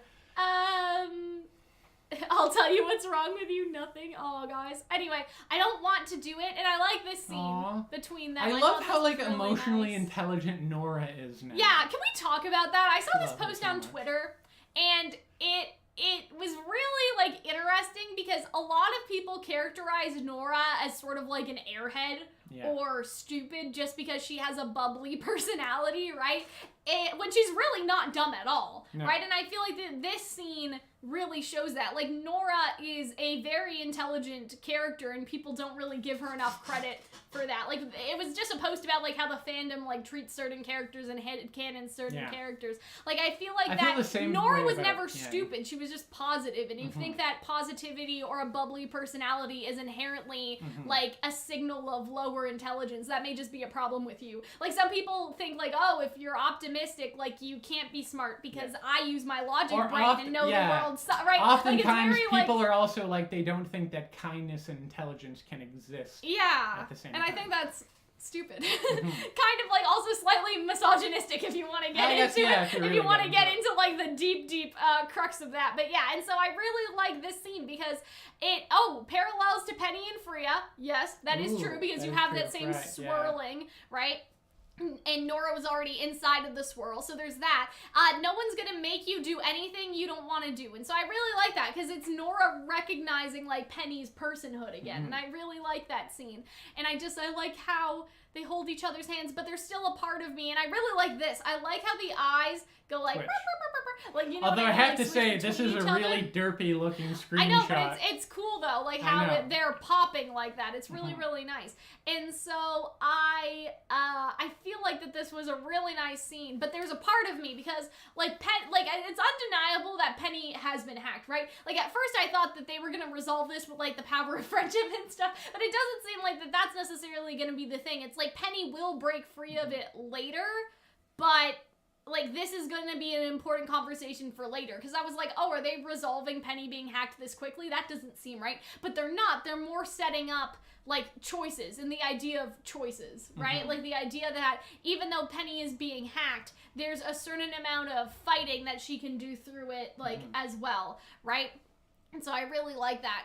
And I like that Nora says, like, it's just a part of you, right? Like, that's just one part of Penny that Watts is hacking, but he hasn't gotten through all of her. Don't forget about the rest. And so, again, I feel like this conversation will come back later and be very important, right? Because it seems like that this really helps Penny for a while, until, I'm guessing, Watts gets breaking out by I'm just wondering, like, Cinder. It's interesting that it's Nora. Like, where does Nora come by those insights? Is it just that we've, like, not given her enough credit for her emotional intelligence? I think there's that, but I also think that it could be, I don't know, like I feel like that it could just be about her relationship with everyone, right? Or like maybe Ren, because maybe she just feels like she is like one half of Ren, and so she's not just that, and we've sort of seen her, that side of her. That's been a part of her theme since she's had more trouble with Ren. I agree. I think so maybe that could have been where it's sort of coming from. Yeah, I think it's that, and then there's also the idea that she had with Blake earlier, like when you let someone in your life like that, they can quickly consume you and take over you, but you're your own like that conversation with Blake, I feel like is coming back right here. Yes, remember what Nora said to Penny is the same thing that Blake said to her. Yes, exactly. That's what I'm talking about, right? And so I feel like that is coming back here. That what Blake said to Nora is now saying to Penny. And in their case, it was like more relationship advice, but it's also just like, I don't know, like different parts of ourselves in general. In Penny's case, it's like being hacked and stuff. But yeah, I feel like that, like Blake's advice, like she took Blake's advice to heart and she realized the truth of it, right? So I feel like that was really nice. I really liked that. I thought that was a nice callback to how Nora has grown from all of her connections. There's just been so many great interpersonal moments in this episode. Yeah. I really dug it. Right? It was wonderful.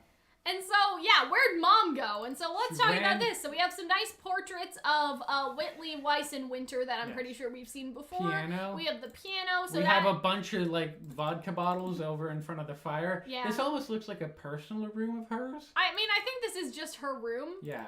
What happened here? That looks like it's a staircase. Yeah. I was just like...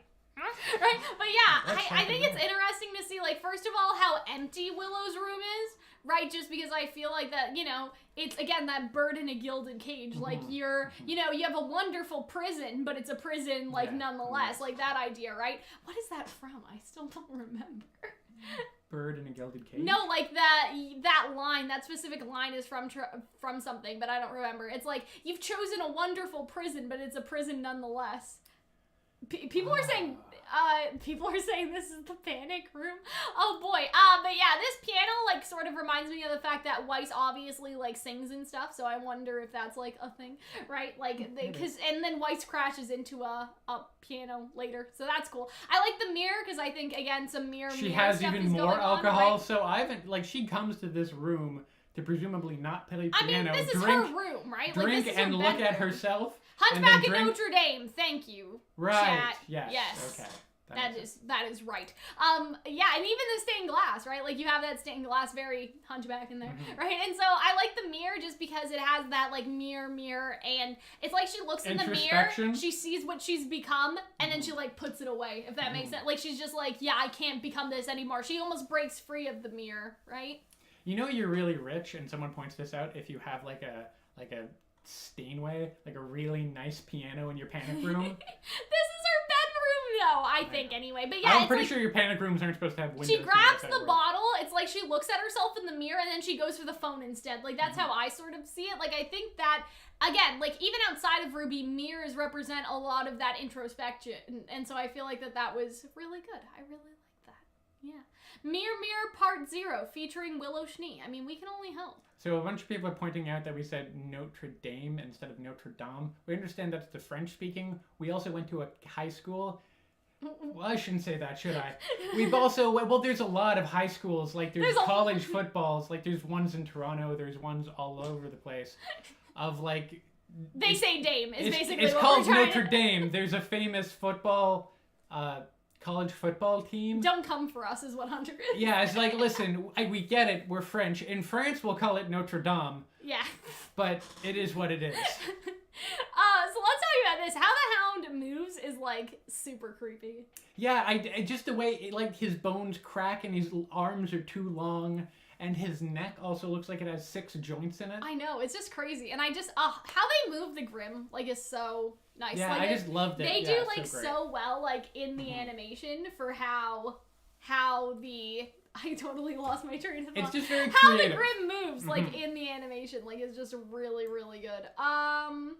What time is it? I saw the time before. Okay, it is, 1:19. So, yeah, I'm just trying to think of, like, how do we do this in a way that is also, like, very, trying to be succinct, I guess, because we have so much to talk about with the Hound still. But don't worry, guys, we'll be here. Oh, look, the redheads love each other. We're the only ones that survived Volume 3, kind of. Yeah, basically, let's hold hands right? about it. And so I really like this scene with them, and then the doors open up, very nice. And so I like this because Willow is using her cameras that she did to track Jacques, and she's doing it now to help help Weiss fight against the Hound. And I was like, yeah, Weiss can't beat this by herself.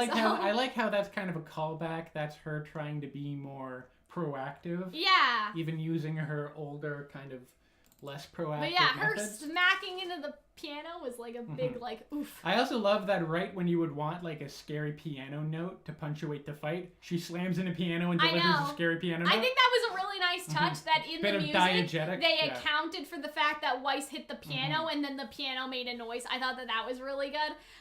Damn. Fuck, man, they have a lot of, like, grand pianos in there. So I like that. I don't know what made it realize that this wasn't Penny, but he just like, that doesn't seem like maiden like, powers. You sort of so smell like maiden. Went away, and so yeah, you kind of smell like a maiden, but you know, like you're doing glyphs, and then he just like fucked off. I thought that was fun.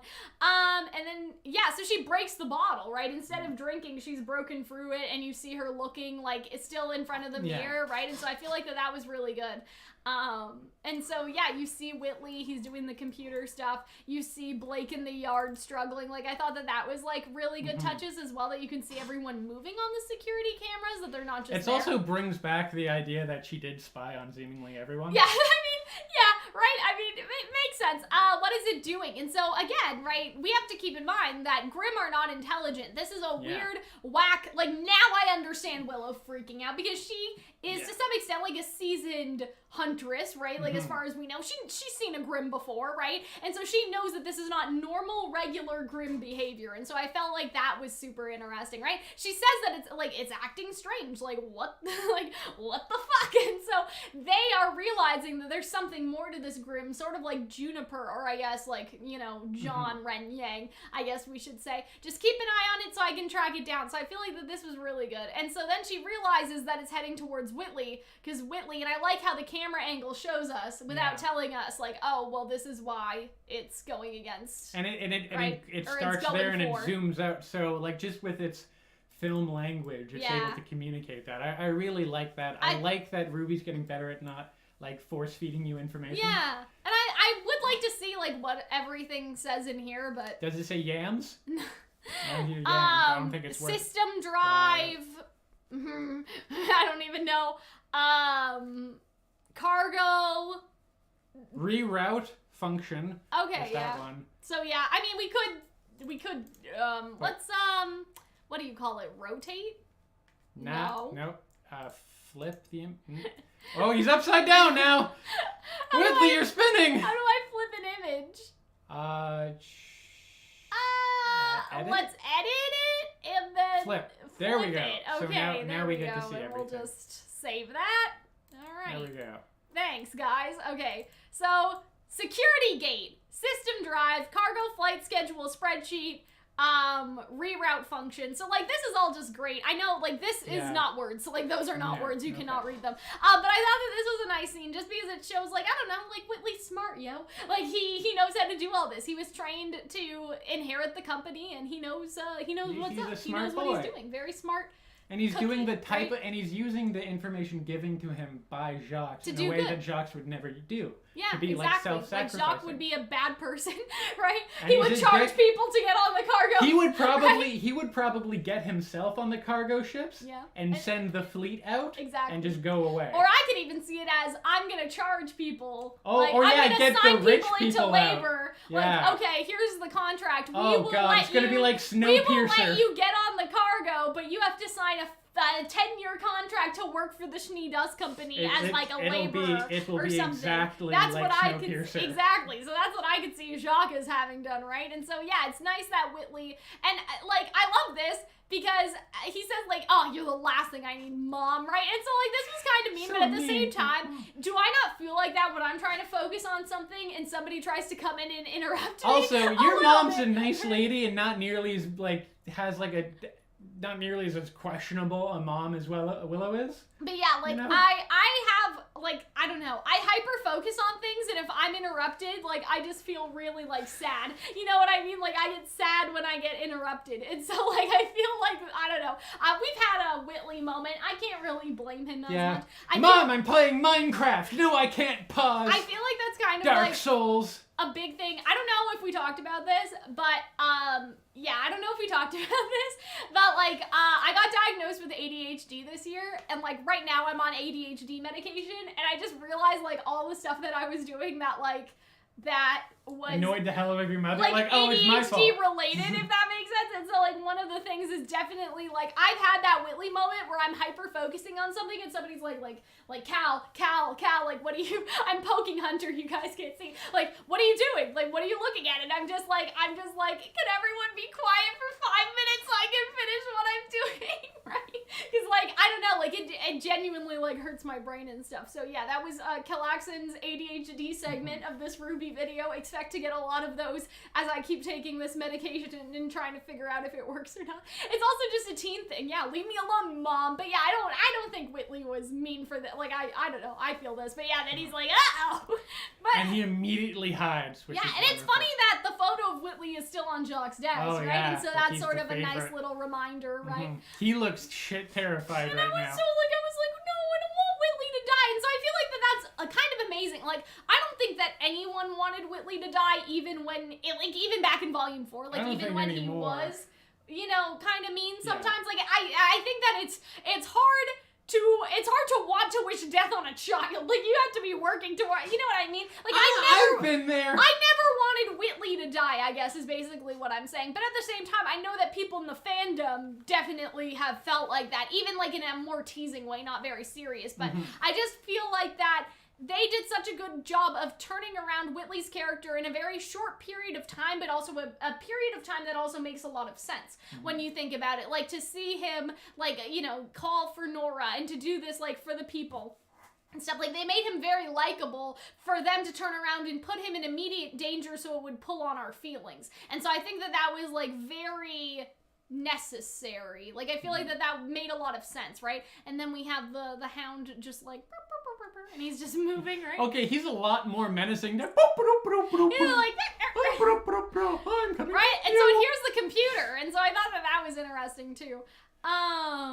And so it's like, I know, right? You're here. And so that must be so terrifying for him. Because has Willie been around a Grimm? Like, does he think that this is normal Grimm behavior? Does he think that all Grimm are like this? Because, like, surely it must be common knowledge that Grimm don't talk, Juniper doesn't. Like, because Jean's like, Grimm don't talk, right? Who says that? Someone said that. Somebody was like, a talking Grimm? Right? And so I feel like that with, I think they understand that Grimms aren't supposed to talk in the same way that we understand that guns aren't supposed to talk. Or like, you know, know, animals, like if Yeah. a bear came up and talked. Yeah, sure, but I feel like that, I don't know, like there's just something about this scene with Whitley not really having a lot of run-in with a Grimm and then having a run-in with the most terrifying Grimm in existence right now, Yep. other than Salem, right? Like that's kind of crazy. Yeah. So I thought that was really nice. He's too. had a real rough couple days. And then I love that shot where we get the POV from the Borbus slamming into it. It has And great again, the momentum. Borbus, very referential to past scenes. Okay, Yeah. Weiss summoning it in Volume 4 in the dining, not a dining hall, what is it? The party room, I guess, in there, and then also doing it in Volume 1. But yeah, so Willow did that, guys. Yes. If anyone was Queen. wondering. It wasn't Whitley. Willow did that. Even though she doesn't have a weapon, she can still summon. So I thought that was really good. And I like that they did it in a way that didn't show her summoning for some reason. Like, I feel like that will get to that, like, badass Willow part, like, a little bit later as well. So I thought that was nice. Because it's her learning to be, like, more actionable. To, like, you know, protect people more than And I love this because then he runs back and he's like, oh, this press player. That's like, this is like the, kind of reminds me of that scene in like the Indiana Jones movie where he slides under the closing door and he grabs his hat and puts it I back thought that on. was really nice. And I also like, we met her in Volume 7. What are you guys talking about? I'm talking about the dining, like the party hall when Weiss summoned it to attack that rich lady, if anybody was confused. I was talking mad shit about Vale. But yeah, that was talking the mad shit about Vale. Like, the Weiss summoned in there as well. But yeah, and so, boop, and then we pressed that. But yeah, we knew that Willow could summon because of the comic, so this wasn't really surprising to us because we read the comic. But yeah, it was nice that Whitley still pressed, because he still risked his life. Like, he's like, he either believes in his mom, right? Or gotta delete your browser history. This could be such a good meme. It's like part of it is believing in his mom, but I think that also another part of it is like, you know what I mean? I could see that. It's believing. It's also just, I don't know. I like that he's... Yeah, the fundraiser. It's more him just being self-sacrificing and him being like, not just thinking to run away. No, I need to make sure it's done well. I also get the impression that she's kind of out of practice. Like that... Borbus shatters pretty quickly after getting swiped by the Hound. Yeah, all Shanice can summon except for Jacques. I mean, we don't know if Whitley can because we don't know if he has Weiss unlocked had his trouble aura. with it as well. So. Yeah, but I like this because it's like, I believe in you, Mom, that you'll be able to hold off this Grimm, but it's also like, well, if this Grimm did kill me, I need to press the button. Yeah, Jacques isn't a Schnee. Like, he's a Schnee in name only, but he doesn't have the hereditary semblance. Oh, why did we flip over that image when we could have seen everything on this page? Because why do the easier thing when you can do the unnecessarily hard thing? She hasn't fought in years. Well, okay, so again, she fights in the comic, which takes place in Volume 4, but that was still a couple, that was still a probably bit about ago a year anyway. ago. That's about a year ago anyway. So. I mean, if I could summon, I would just summon things to keep me company. I know that sounds kind of sad. That is the saddest. Little mini bird, that right? is, Cal, you need a cat. That was the saddest thing I've ever heard in my entire life. Oh, Get a boy. Tamagotchi. Get into Pokemon. You'll be okay. Oh my god. So yeah, Willow, Whitley. Can I make a prediction? Yeah. That like Willow and Whitley are gonna split up from the rest of the group after the end of this volume. Well, I don't think they're gonna go with them. No, well, yeah, they're not gonna go with them. They're gonna split up, and I think maybe like we see like we return maybe a couple volumes later, and we see like badass, competent Willow and Whitley. Like they started training a bit more. Yeah, maybe. Or at least maybe not Whitley, but at least Willow. I want to see like a return to badass, competent Willow. I think that they're going to probably help with the evacuation. Yes. Right? Like, I feel like that they'll leave to do that, and that Willow will help using But, her like, if the semblance. badass Willow does not happen now, it will definitely happen I in the think it'll future. happen now. Like, we'll see her, she's, like, in her old clothing. She's a little more grimy. She cut her hair. She looks like the Willow that eats grass I don't think we're and sleeps with her coming back AK. to Alice, so I feel like that we're getting the badass Willow in this volume. Maybe, but I'm saying we're not coming back to Atlas, but maybe she doesn't stay in Atlas. And I see. You know, I don't think so. Just an idea. I don't know. Badass Willow is happening. I think it's more likely that they'll go help with the cargo, and that Willow will do badass thing with the cargo I ships. hope so. Okay, so you guys are talking about Henry. No, they're cousins. And so I understand how that line can be confusing. Your family has Whitley, my family has Henry. Like, that may, you know what I mean? Like, some people may think, like, oh, like, that's that means they're both brothers. Like my brother Whitley and my brother Henry, but no, they're cousins. It was just like the idea is that every family has the golden child, even if it's not like necessarily their child. Try to be golden, but at best we come out a kind of bright yellow, like you a know yam. what I mean? So it's not just like, I guess it's because the Shnees don't have any cousins as far as we know, so it's like Whitley is the golden child, like Willow Henry might not is the have had a golden sister or a child, brother. right? And so yeah, that's basically like they're cousins. They're confirmed to be cousins. It's just about like your family isn't just the people you live with or your immediate family. Yeah. It also extends to your cousins and whatnot. Also, I love how May is the gay cousin in the family. There's always one, right? Oh, I wonder, like, is it Whitley? Is it Weiss? Is it Winter? Or is it all of them, right? I mean, it's me in my family. It's me and mine. Honestly, probably Weiss. Yeah, okay. I could see Whitley, but okay.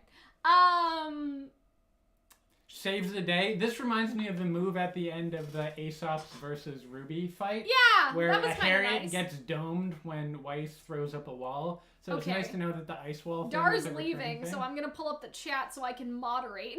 Okay. So I can be a moderator, just in case. Okay, so yeah, let me pull up the chat on my phone. Okay, so yeah, I really like this, because it's like, I didn't forget It's you. weird that she's so sweaty. Like, I saw someone do a post of, like, RWBY Volume 8, Chapter 8 without context, and it's just that scene of that photo of Jordan Peele covered in sweat. Well, I think that this is nice though, because it shows that she like exerted a lot of effort to actually get over here in time to save Whitley, right? And so I feel like that was a touch for that reason, to show like Weiss hauled actual ass, like not just running like how she runs all the time. Like she hauled the most ass that Weiss Schnee has ever hauled to get to her brother and her mother. It's freezing cold outside. She's still sweating. That's how much ass she hauled. And then we get... And I like the little hug, like, oh, honey, you're doing great. Aw.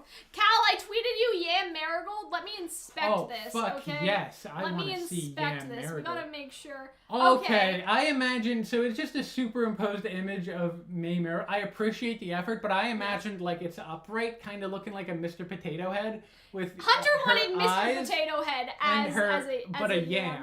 But yeah, I do appreciate that. It is Kaylin it's approved. Appreciated. It is Kaylin appreciated. It'll be my background on my Twitter. Yeah, it'll be Hunter's Twitter banner. Oh my god. But yeah, that's really nice, guys. Thank you guys for liking the stream as much to engage with us on social media with the memes from the stream. To crack open photo. Man, if I still had Photoshop and the abilities I'll do it for you, Hunter. Maybe somebody will draw it, like just draw. I want Mrs. Potato Head, but then I want like a pirated copy of like even like I don't even need new Photoshop. I just need old Photoshop before they switch to like the subscription model. Can we talk about how wonderful this?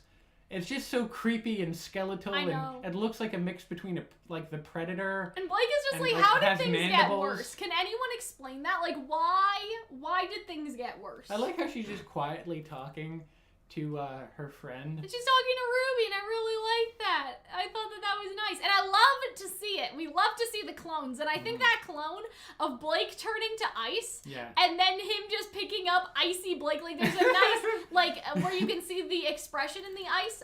But he almost looks kind of befuddled, like, the fuck is this? Right? And so I wonder, like, I'm really curious, and maybe I'll tweet someone on Twitter. I would be very interested in knowing how the animation team does that. Like, do they take a copy of Blake's character model and then somehow overlay the ice effect on top of her model? Because, like, she has all the hair, right? Like, she has all the detailing. So I would assume that they do it, like, from the base model, but I just wonder, like, the intricacies of it. Like, I'm assuming that there's, like, a texture layer where they put the art, right? Like, kind of like a Minecraft skin, how you have, like, arm, leg. Like, that's what I would assume, like, a Minecraft skin, and then you put, like, it's basically a human skin for the RWBY models, and that's how you would overlay, like, their clothing and stuff, like, in their whatever. Like, obviously, the hair and stuff needs to be its own, like, moving around thing, but I mean like the colors basically, right? Like that's how I imagine it, and so I wonder if they basically were able to take out the layer of like Blake's pants and all that stuff and her outfit textures, and instead they were able to overlay the ice texture. Yeah, they start with Stab Blake and then paint the ice over. Yeah, that's basically what I was like thinking about. I just think that that's really cool. Behind the scenes Kirby, yeah, I mean, I don't know, like I know that's such like a nerdy thing, but like I'm genuinely like I think that's a cool part of the process of how they make Blake's clones, because obviously all they have to do is like kind of delete the Blake skin, like her, you know, her purple like pants or her white coat, and they just need to put the ice in there. But I think that that's like really, really cool. I think that's just a cool thing. I like it. I like it. I just like it. I don't know. Like I'm just a big nerd. I just like things like that. And yeah, so Blake goes through a beating, and so like, I love this scene. I was genuinely terrified. Like I was like, God, something really bad's gonna happen to Blake. Yeah. I was, as much as like people talk about like characters having plot armor, I never feel that way with RWBY. I never get the impression that people aren't gonna like. I always feel like the danger always feels tangible, and I really like that about the show. I am slightly. This fight scene was great. I am slightly. It's also odd that we tend not to see a lot of one-on-one Blake fights. Yeah, and we got one. So yeah, so it's nice that we got that. I'm kind of sad that they didn't slice open its belly and it poured, you know, its acid on itself, but I'm okay with this. That would have kind of been cool if RWBY was on the other side. Like if she was on the other way for her to go, wah! But she also had to do it in a way that didn't hurt Blake, right? So like you can't have, you know, scythes flying around, right? So it makes sense why I didn't do it this way. Don't worry, Hunter. I'm sure your grossness will, you know, like come back. Yeah, or your horrible, my horrible wants.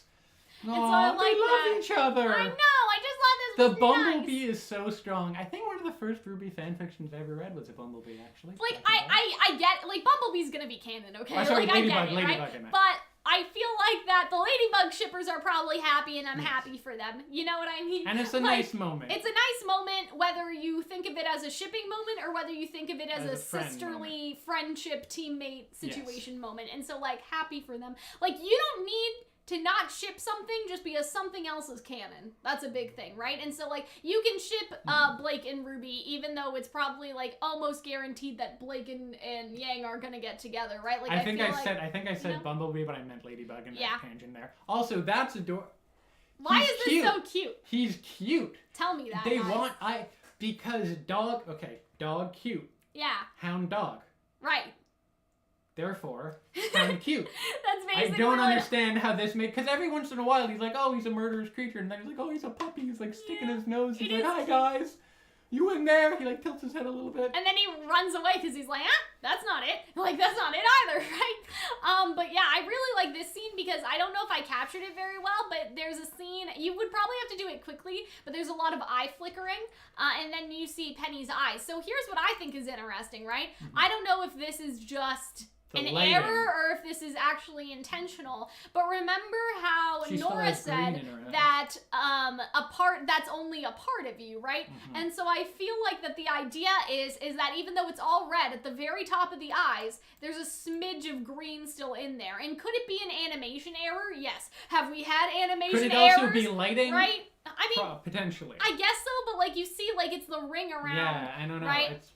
And so there are these two, like, green spots that are still in Penny's eyes. Because, like, okay, have we had theories that turned out to be animation errors before? Yes, it was Watt's rings. But I feel like this could actually be intentional. Oh, God, because my heart hurts all over that again. Even there's just a little bit of green, right, in all of the hackedness. A little part of Penny is still in there. And so I feel like that it was intentional. I would argue it's intentional. Also, I can't, like, I feel so bad for Klein. Stop the Klein abuse. I know, he's got it for just $5 a month. Now, right? You can donate to make sure that no Guys, Klein send a super chat. ever gets send a super chat to protect Klein. Anyway, all of our Patreon money goes to supporting our Klein Rehabilitation Center. Oh, that was the weirdest way I could have pronounced rehabilitation. Very, very good, Hunter. I tried my best. And so Penny's like, I must open the vault and then self-terminate. So here's what I'm thinking. Will she turn herself off? Will she explode? Will she rip herself to shreds? I'm confused. Interesting because we had this theory about, like, the idea that Salem would replace Cinder with Penny. And so this would, at a glance, put a hole in that theory. However, I actually don't think so. Like, I would actually disagree with the idea that this would somehow put a hole, if that makes sense. Like, I feel like that instead, what is basically happening is that Ironwood wanted Penny to self-terminate. That this isn't necessarily an order by Watts, and it's very possible that when Watts gets control of Penny back, Watts will undo this clause in the self-termination. Basically, my idea is that the self-termination was put in there by Ironwood, but if Watts is alerted to Salem wanting to keep Penny, he will change the clause. That is basically my theory. Thank you, old Taku. Old Taku, I like that. $1 super chat, and then thank you to Kirsten for I'm all about the Klein Rehabilitation Center. Thank you guys so protect Klein. Oh my god, guys. Thank you, Cybercrest, for the $200 super chat. Hunter's just like, what? Are you okay, Hunter? It's okay. With your generous contribution Klein to the Klein Rehabilitation Center. Maybe I'll make it. We will be able to photo. We will be able to give the proper Klein medication. Okay. Thank you guys so much for the super chats. So I don't know what else to say. $200 for Klein. Thank you. You guys help get us through these long dark streams. Even if you don't super chat, but also just knowing that you guys want to support us that much, that makes me very happy. So. Thank you guys. Okay, so a Klein will no longer have measles and ticks because of you. Oh boy! I mean, I genuinely, if something happens to Klein, we would riot. We would freak out. I think he's okay. I'm already have really strong protective instincts for Penny, and oh god. Yeah. Oh god, and I don't like how the third arm comes out. I and know grabs it's her just and like slaps her okay, you on think the that you ground. won? Thank you, Jacob, for the supporting Hunter, can Klein. you read? I can't see the number. It's called support. It's $5, and it's for supporting Klein. Thank you, Jacob. Yeah, I couldn't. I'm squinting, and I'm just like, is that a letter? You just need a pair of glasses. I know, I do. I'm just like, that looks like an A. I'm just so Thank you, Jacob, so much for the super chat. But yeah, I'm so shocked right now. I'm lost my train of thought. Let me recalibrate my head. Okay, so yeah, slamming Penny down, not nice, not very nice. So I guess it was just okay, I'm gonna knock her out and then I'm gonna take her back, right? And so I thought this scene was just crazy. It's creepy that it's just his finger doing it. So, if his hand turned into a knife, it would be less creepy than just his finger. Well, I think it's because it's not I'm gonna kill Penny with this one finger. It's not about... Okay, are we back? It said the stream will end shortly unless you restart your software, and I'm like, guys, come back! Come back to us! Chest compressions on the... Yep, guys, okay, we're all back? back. Okay, we're good. Oh my god, we can continue doing our good work for the Klein Rehabilitation Okay, Center. great. Okay, oh my god, that freaked me out. That freaked me out so much. Okay, hold on. Okay. I need to restore the chat quickly, and so you guys may see my desktop. So, Hunter, can you write down the timestamp for what's the timestamp? This? Let me see. Ew, boy, I don't know anymore. Hold on, let me look well, at it. Would have been the it's last... 1:45. Okay. Guys, calm down. It's all gonna be okay. It wasn't the internet. OBS was just oh, you're still streaming? I don't think so. Oh my god, guys. Thank you, Dominic, for the $7 super chat. $1 per Klein dwarf. Two $7 super chat. Excellent. Thank you for the... Oh my god. Okay, are we streaming? I'm just okay. So we're good now, right? We're good. Okay, so hopefully this all connects as one video. Yes. I'm glad to know that if we restart the software fast enough, we can recover. Hopefully this video will still be okay. Okay, we disappeared for a moment. Everybody breathe in. Everyone breathe in. Right, and so, so the Grim was gesticulating a threat. That was the idea, right? And so I like to see that RWBY is not on my watch, you're not gonna hurt my Penny, right? And so it's sort of reminiscent of the Volume 3 scene to some extent when she saves Kira. It's reminiscent of when it flashed in Volume 7, similar in Volume 7. When she thinks about her friends, when her friends are in danger, they get blasted. I also kind of love that. I know. Because it looks it kind of looks like the Hound is dabbing and Penny's just staring directly to the camera. God. And so so then we get this. And this is like a very creepy scene. Again, if you guys want to watch our reaction is up over on Patreon. We had to spend so 20 minutes fixing the audio because we were yelling so much during this scene. Because everything, just from the slow zoom in to when he starts walking, the choral music is just haunting. I know, it's and so distressing. It's very crazy, but yeah, oh my god, and the background music here. But yeah, our reaction is up on Patreon. If you guys like want to see like how we reacted to this scene early. Also, Cyber, I think your donation's fine. There's no way for me to check that. That would be like a YouTube thing anyway. But like, thank you, thank you for trying to check anyway. And so yeah, let me see Fox and the Hound. Oh god, guys.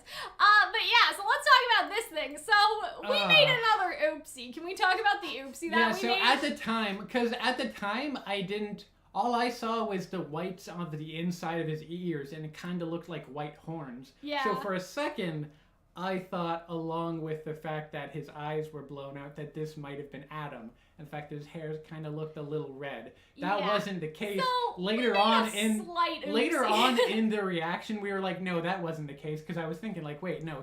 Even in my head, I was like, but the Atlas thing is across both of his eyes. Rip the Hound. Thank you, Cyber, again for being so generous in the chat. I don't even know what to say. You guys are making me so flustered. My ADHD medication did not account for this. Although I have to admit that at the Calxiyn Rehabilitation Center, we do not rehabilitate the Hound. Yeah. That'll have to be in the Hound Rehabilitation Center. But yeah, so we thought this was Adam at first. Wrong. We were wrong. Okay.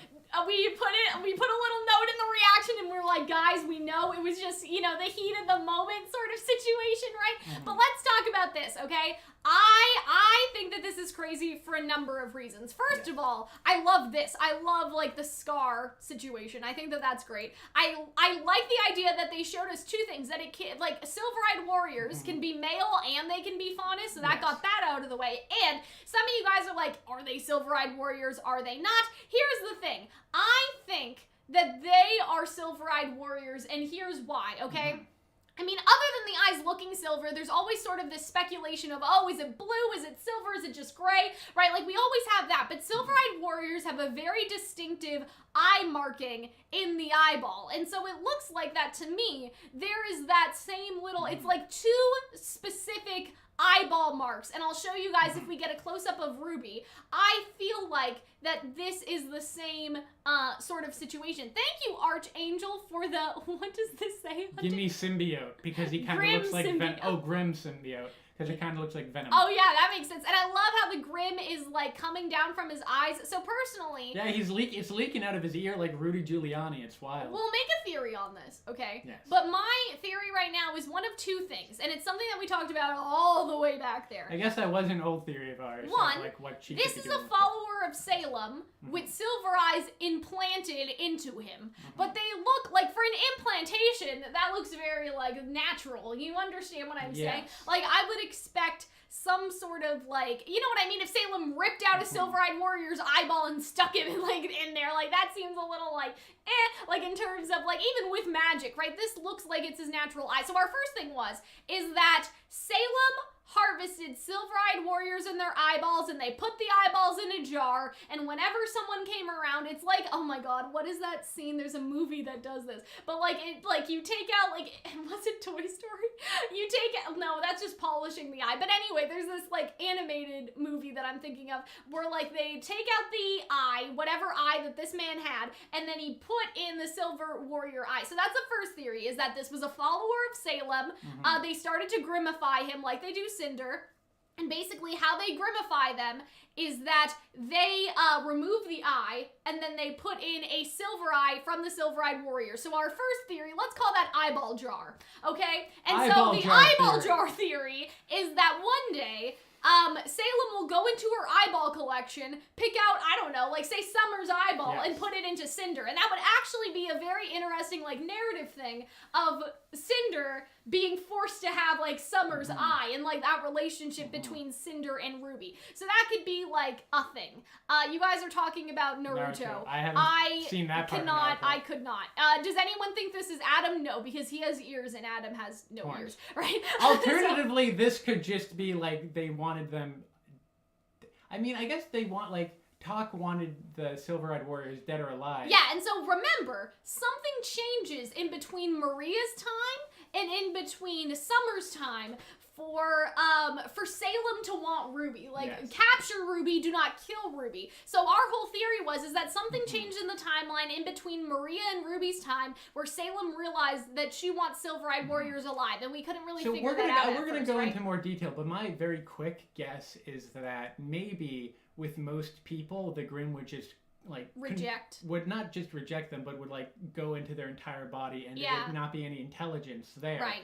But maybe because the Silver Eyes have a natural kind of resistance to the Grimm, they're able to exist in a sort of balance. And so that's I guess eyeball jar theory aside, the second idea is that Silver-Eyed Warriors, like this guy was a Silver-Eyed Warrior, he had no eyes implanted, he was a Silver-Eyed Warrior that was kidnapped by Salem and was turned into a Grimm.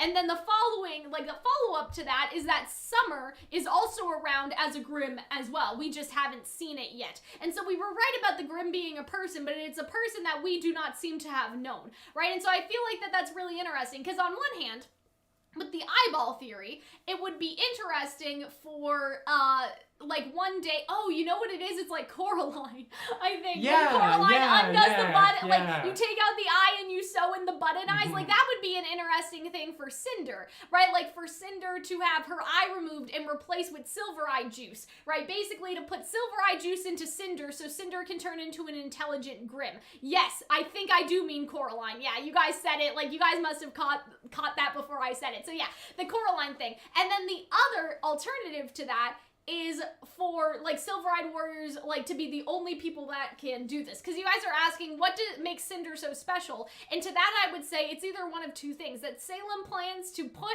her collection of Silver Eyes into Cinder, like the Silver-Eyed juice into Cinder somehow, or, right, the alternative would be, is that, like, magic is mostly from the same source. Like, it seems like the Silver-Eyed Warriors are from the god of light in some capacity that we're really not sure of yet, whereas Cinder is obviously, like, the magic from the old world. But when you think about it, right, the gods made everything in the world. The gods gave humans magic, and so the Silver-Eyed Warriors' magic may not be so theoretically far off from the magic of a maiden, because, like, God, what do the gods say in the fairy tale thing again? They say something like everything that we make is a part of us, right? It's one of those things where everything we make comes back to us, the great circle of life. Like, it says something to that effect in the fairy tale book, and so if that is true, you would sort of think that Silver-Eye magic isn't all that different from the magic that the gods gave the original people in the first place. So yeah, I feel like that there's a lot to unpack here. I also love how terrifying he looks. The fact that his eyes are like plastered over. I wonder the warts, the fact you can see his muscle, his like leaking black ears and eyeball. It's so frightening and unnerving. And yeah, I don't know. They did a very good job design. Like, the Hound is excellently designed from its human form to its Grimm form. It's just really impressive. So let's read the chat. I'm wondering if we'll see the fairy tale warrior in the future. Yes. I think that would be interesting. Because we have the warrior in the woods. It doesn't seem like she was dead, right? Her body's not just lying in the middle of the cabin, right? And so I feel like that was after Maria's time of killing Silver-Eyed Warriors, right? Because there was a point where she wanted all of them dead, and then there was a point after where she started kidnapping them. And I feel like that everything in the warrior in the woods, like Dan is saying, also, hi, Kaito Dan. Dan makes great videos, guys. You guys should go check out Dan's videos. Okay, so yeah, everything in the Warrior in the Woods fairy tale points to the idea that they were kidnapped and they weren't killed, because why not just kill her in her own home? Instead, it looks like there's been almost a kidnapping taken place if you look at the subtext or the actual literal text of that story, right? You guys are talking about Summer. I think that Summer is dead in a way. Like, I think that more and more points to Salem and Summer having some sort of interaction, and that interaction could have turned into, like, a Grimm. So yeah, I mean, again, we'll talk about our theories, but I think that it's very interesting, the idea of either her harvesting Silver-Eyed powers and then putting them in her most loyal followers, or her taking Silver-Eyed Warriors and making them into Grimm. And I feel like that answer probably makes the more sense because it's more simplistic, but then there's also that, like, okay, well, how does that explain Cinder? But it's also possible, it could either be both things, or she doesn't want Cinder to be an intelligent Grimm, because maybe. Later on they kind of draw a comparison. Yeah, from, there's a cut when you see the dead Yeah.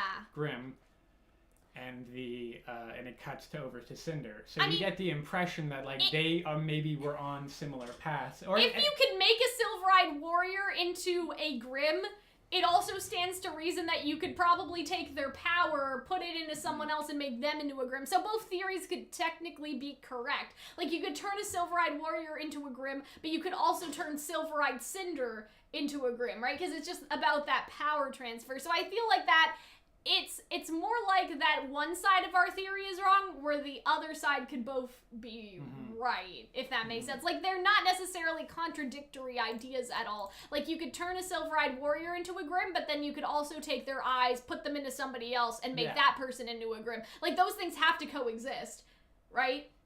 Like, in a way. That is true. Because why could you make Cinder into a Grimm, but not by putting her eyeball in there, but not a regular Silver-Eyed Warrior, right? Like, yeah. It's one of those things, right? And so I feel like that it's all connected. It all makes sense, right? A lot of people seem to be agreeing with our really old theory idea that we would see as an end credit stinger, we would see Summer in the prison. Yeah, we had that Summer theory. Locked in a crystal. Yeah, we had that theory that she would be a lot of people crying and a lot of people sweating this episode. But yeah, see how RWBY has those little thingies? I think that the idea was to pan to her eyes to his eyes. I don't know. He has the lines. Yeah. Those aren't circles. Those aren't anime eyeball circles. Those are the lines. Those are the silver-eyed. It's so bad because a lot of the time, a lot of people's eyes look like his eyes compared to RWBY. Maybe it's just because they're smaller, but they look almost blue. But they also do look. I think it's just the lighting. Yeah, right? It could be the light. It's so difficult to tell. But yeah, you have to look at it, like you can see the little like, and then you can see that, right? So it's the same sort of lines. And so, okay, hold on a second. Okay. I don't know where the mods went. Now I'm moderating. Yeah, somebody's asking about Miraculous Sis. Like, why are you asking me? I can't react to Miraculous Ladybug if there isn't any. Like, there's one teaser out that I'm doing after Hunter leaves, but otherwise there's no Miraculous episode. There's no Miraculous special. There is a 40-second teaser that may have something worth talking about in it. So, don't worry. I'll get to it after Hunter and I are done recording. But yeah, I think that's kind of funny. But I really like this. The girl. And I like how he's running, and then Whitley, you see that he was the one with the idea. That he's just like, hey mom, galaxy brain. And so Whitley is very, very smart. I interpreted this as them taking back the legacy of the Schnee, of what it means to be a Schnee. I agree. By using it to help people instead of harm people. Yeah. That's how I interpreted it. I very much agree, and I like them falling, Krumi calls them Ilex, exactly. That's exactly it, right? And so yeah, I really love the statue falling, because not only is this Nicholas, but it's also what was the ticket to Weiss's freedom in the White trailer. And so it means so many things. They're finally, pushing down Jacques, and now they are free of him and his his knights that keep them trapped here. That's how I sort of I also get the impression that and then it's smash cut. And you see the sword, so it's almost like Nicholas's sword has protected them. And so there's just so many things that this could mean. I mean, I agree with your interpretation. It's taking back the Schnee name, but I also think of it as Nicholas, and then also twofold. Nicholas is what Weiss had to fight in the White trailer, or at least a Grimm possessing his armor, and so you have that added layer as well. That not only is this what will free the family name, the legacy of Nicholas, but also the armor of Nicholas is what also kept them trapped, or at least kept Weiss trapped. So it's like they're reclaiming it. Exactly, almost. And so I love that. I love the choir music. Whenever the choir pops out. Yeah, this music was eerie. It gave me really strong Akira vibes. The choir popping out is amazing. Elfin light. I just felt unnerved. I mean, it's Volume 3. Think about how much choir music is. But that was more ha ha ha ha. I mean, it's epic. sort of very. This was unnerving, and the arm, the way it just shrivels up to you see, the Grimm part of him is dead, but now the human bone, he has died. It's the Grimm was the only thing keeping him alive, right? It warped his bone terribly, this awful scoliosis. And so now you have the human part of him. I don't know how to explain it. Like, you have the human part left over, if that makes sense. Dan, I've made you a moderator. Go crazy. I trust Dan. Dan's not gonna, like, take over my channel. Hopefully Dan is still here and willing. But yeah, so it's just crazy how you see, like, it disintegrate, and then you see, did I not capture a picture of his arm? Maybe, no, it's before. It kind of looks like you're making Ruby do a dance here. I think she's hyperventilating. But yeah, what was I gonna say?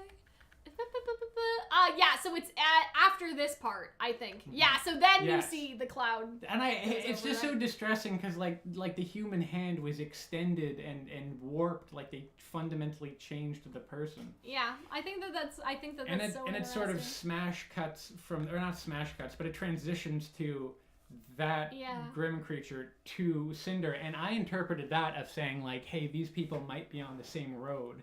You know, ultimately they're just tools. I still think that Cinder ultimately doesn't want to become something like the Hound. I think that's going to be like the conflict later, is that Salem, that's what Salem wants her to be, just an obedient servant of her. And Cinder never wanted that, right? And I think that's what will cause Cinder to rebel against.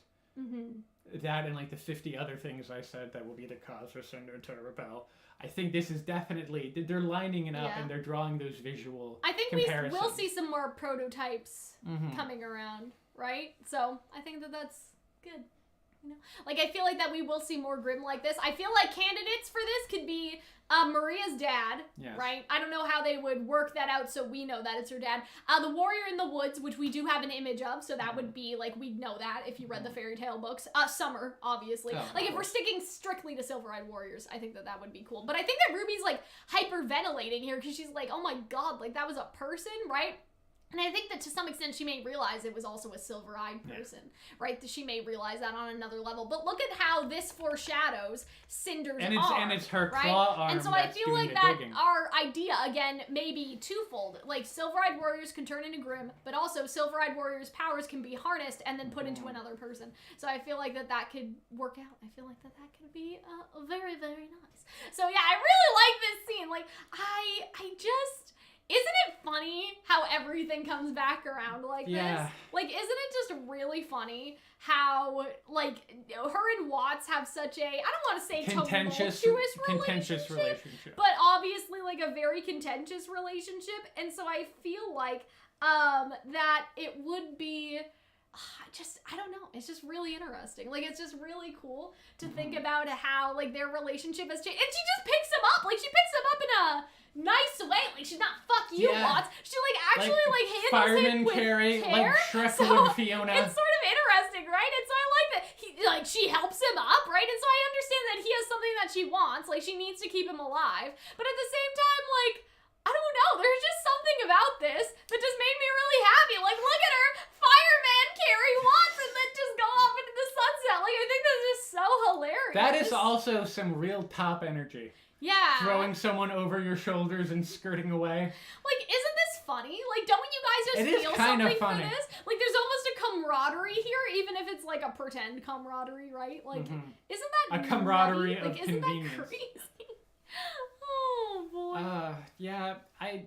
And I love how they also have new weapons. Like, we see that they have a rocket launcher, like an RPG there. This guy tried. He tried it. He tried his hardest. Also, below it, like, that's a rocket launcher. This place has already looked structurally unstable. Yeah, but can we look around for a minute? So... It doesn't look like you see Crow. It doesn't look like... I think Crow and Robin just ran off. It doesn't look like the force fields are up anymore. Yeah. So I think, unless they're just out of screen. Very big rip to them. Imagine how terrified you'd be if you were Watts. I know, just zooming through the night sky. Yeah, so what do you think? Because I feel like this is Cinder switching up the plan. Because wasn't she just supposed to get Penny? No, I mean, she was supposed to get Watts so she could get to Penny. Right, so she could, like, find where Penny was and everything. Watts was always part of the plan. Don't you remember? Okay, I guess I'm sorry. It's been 6 months. No, it's okay, because I feel like we've had this conversation, like, 3 times where we're like, no, guys, remember, like, Watts, what was I saying? Watts is relevant to the plan of finding Penny, because there's no way for Cinder to know exactly where Penny fell without Watts. It was explained earlier. Yeah.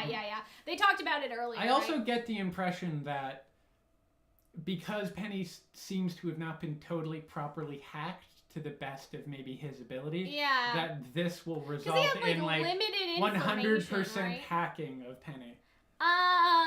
Like no pep talk What is it? or concussion is gonna stop her. I'm trying to look. Somebody said, oh yeah, okay, so what's the vibe about Jacques being alive or dead? I think he's dead. I hope he's dead.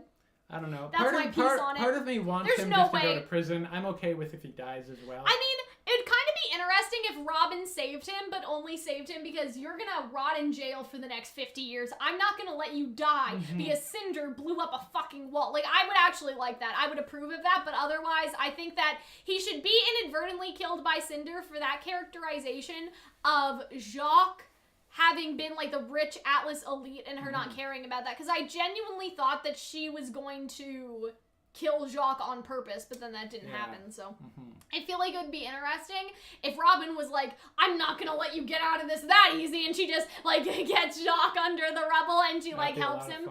I really like this because I thought that this was kind of cool because usually we don't see this a lot in concept art, but I like just like the little animation tips. I don't know, like the debris has fallen, the debris is flat, like just to help them like add like texture, I guess, like, oh, like this is the one that's clumped on top of each other, whereas this is the one that he's stepping up, right? You know what I mean? Like, I thought that that was pretty cool. And then we have like some concept art of this conversation. I feel like there's gonna be so many like it's the Ladybug fan fiction and Ladybug accounts that are gonna have that as either their, you know, their artwork or their cover or their backsplash. Yeah. It's just such a lovely, like, look at how happy my Goyles are. It's very nice. But yeah, so I think that is all from us, you guys. Oh my god. Wow, we have a thing to do every stream. weekend now. God. Okay, so yeah, now I'm gonna go record Miraculous, because apparently the Miraculous fans are out here coming for me, to react to the teaser trailer. Like, listen guys, I was gonna do it. Trust me, okay? Anyway, but yeah. This was an excellent episode. It was. It's like the most unique. Great return. It's the most unique and like heart-pounding episode of RWBY that's been a while, and this has been a really good past couple of seasons of really great episodes. Take really a break unique first, stuff. Cal. I'll try.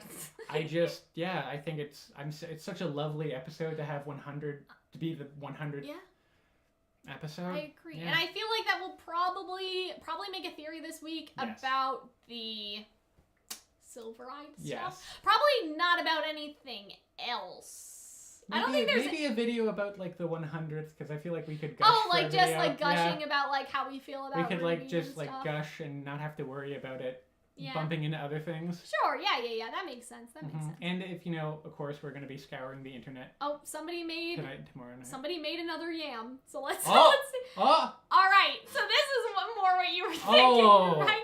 The that's eyeballs and nightmarish. the eyebrows. I love that. I kind of like it. Much better in my I imagine that like putting 10 the out of hair. 10. If we found a way to put the hair on, it would communicate like that it's the May Miracle. yam even more. Yeah, I love that. You guys are so funny. I love that so much. Oh my god. Okay, what a great return, guys. What a great what a great coming back. We'll be able to fund the Calxiyn Rehabilitation Center for years now. Yes. The virtual protection squad. Fuck the Oscar protection squad. They didn't do shit. But us as the Calxiyn protection squad, we will protect Calxiyn. But yeah. I guess finally, just to end things off, you guys should join the Discord server. Let me actually see if I can put a link to the server in the chat. Just so I can, like, I asked a mod to do that earlier, but I don't know if they could for whatever reason. I really hope to God that the Yam Marigold, like, I always hope You hope that it catches on? This is what you want to use your fame for, Hunter? First off, what fame? Second off, like, the same way that I always wanted, like, a Yorse shirt, I always wanted, like, there to be a Yam shirt. That's the Discord server link, so if you guys want to talk to us, and if you miss us, you guys can talk to us in there. I would also suggest, like, hey, the people that sent, like, the really big donations, like, if you guys want to join the Discord, like, I can, like, I don't know, I can give you, like, some perks, like, for doing that, for donating and stuff. I always offer that to people. I'm like, okay, you could have pledged on the Patreon, but since you didn't, like, let's, like, work something out in the Discord and stuff. So, yeah, you guys should join the Discord. Don't be socially anxious. It's okay. You know what I mean? Like, it's very nice. Everyone's very nice. Like, it's very heavily moderated. Like, we got it all down. You you know, so yeah. Took us a while, but We got it. Like, we have very nice moderators who try to keep everything like squeaky clean in there, and you know, nice for community discussion and stuff. So yeah, thank you guys for joining the stream. I'm so glad, even though we had that weird like breakage, that we were able to like come back and like do it all in the same video. I thought that was really good. So yeah, victory! Miraculous. We did it! Yeah, victory. And so yeah, that is all from us, guys. I hope that you guys enjoyed, and we will see you guys in the next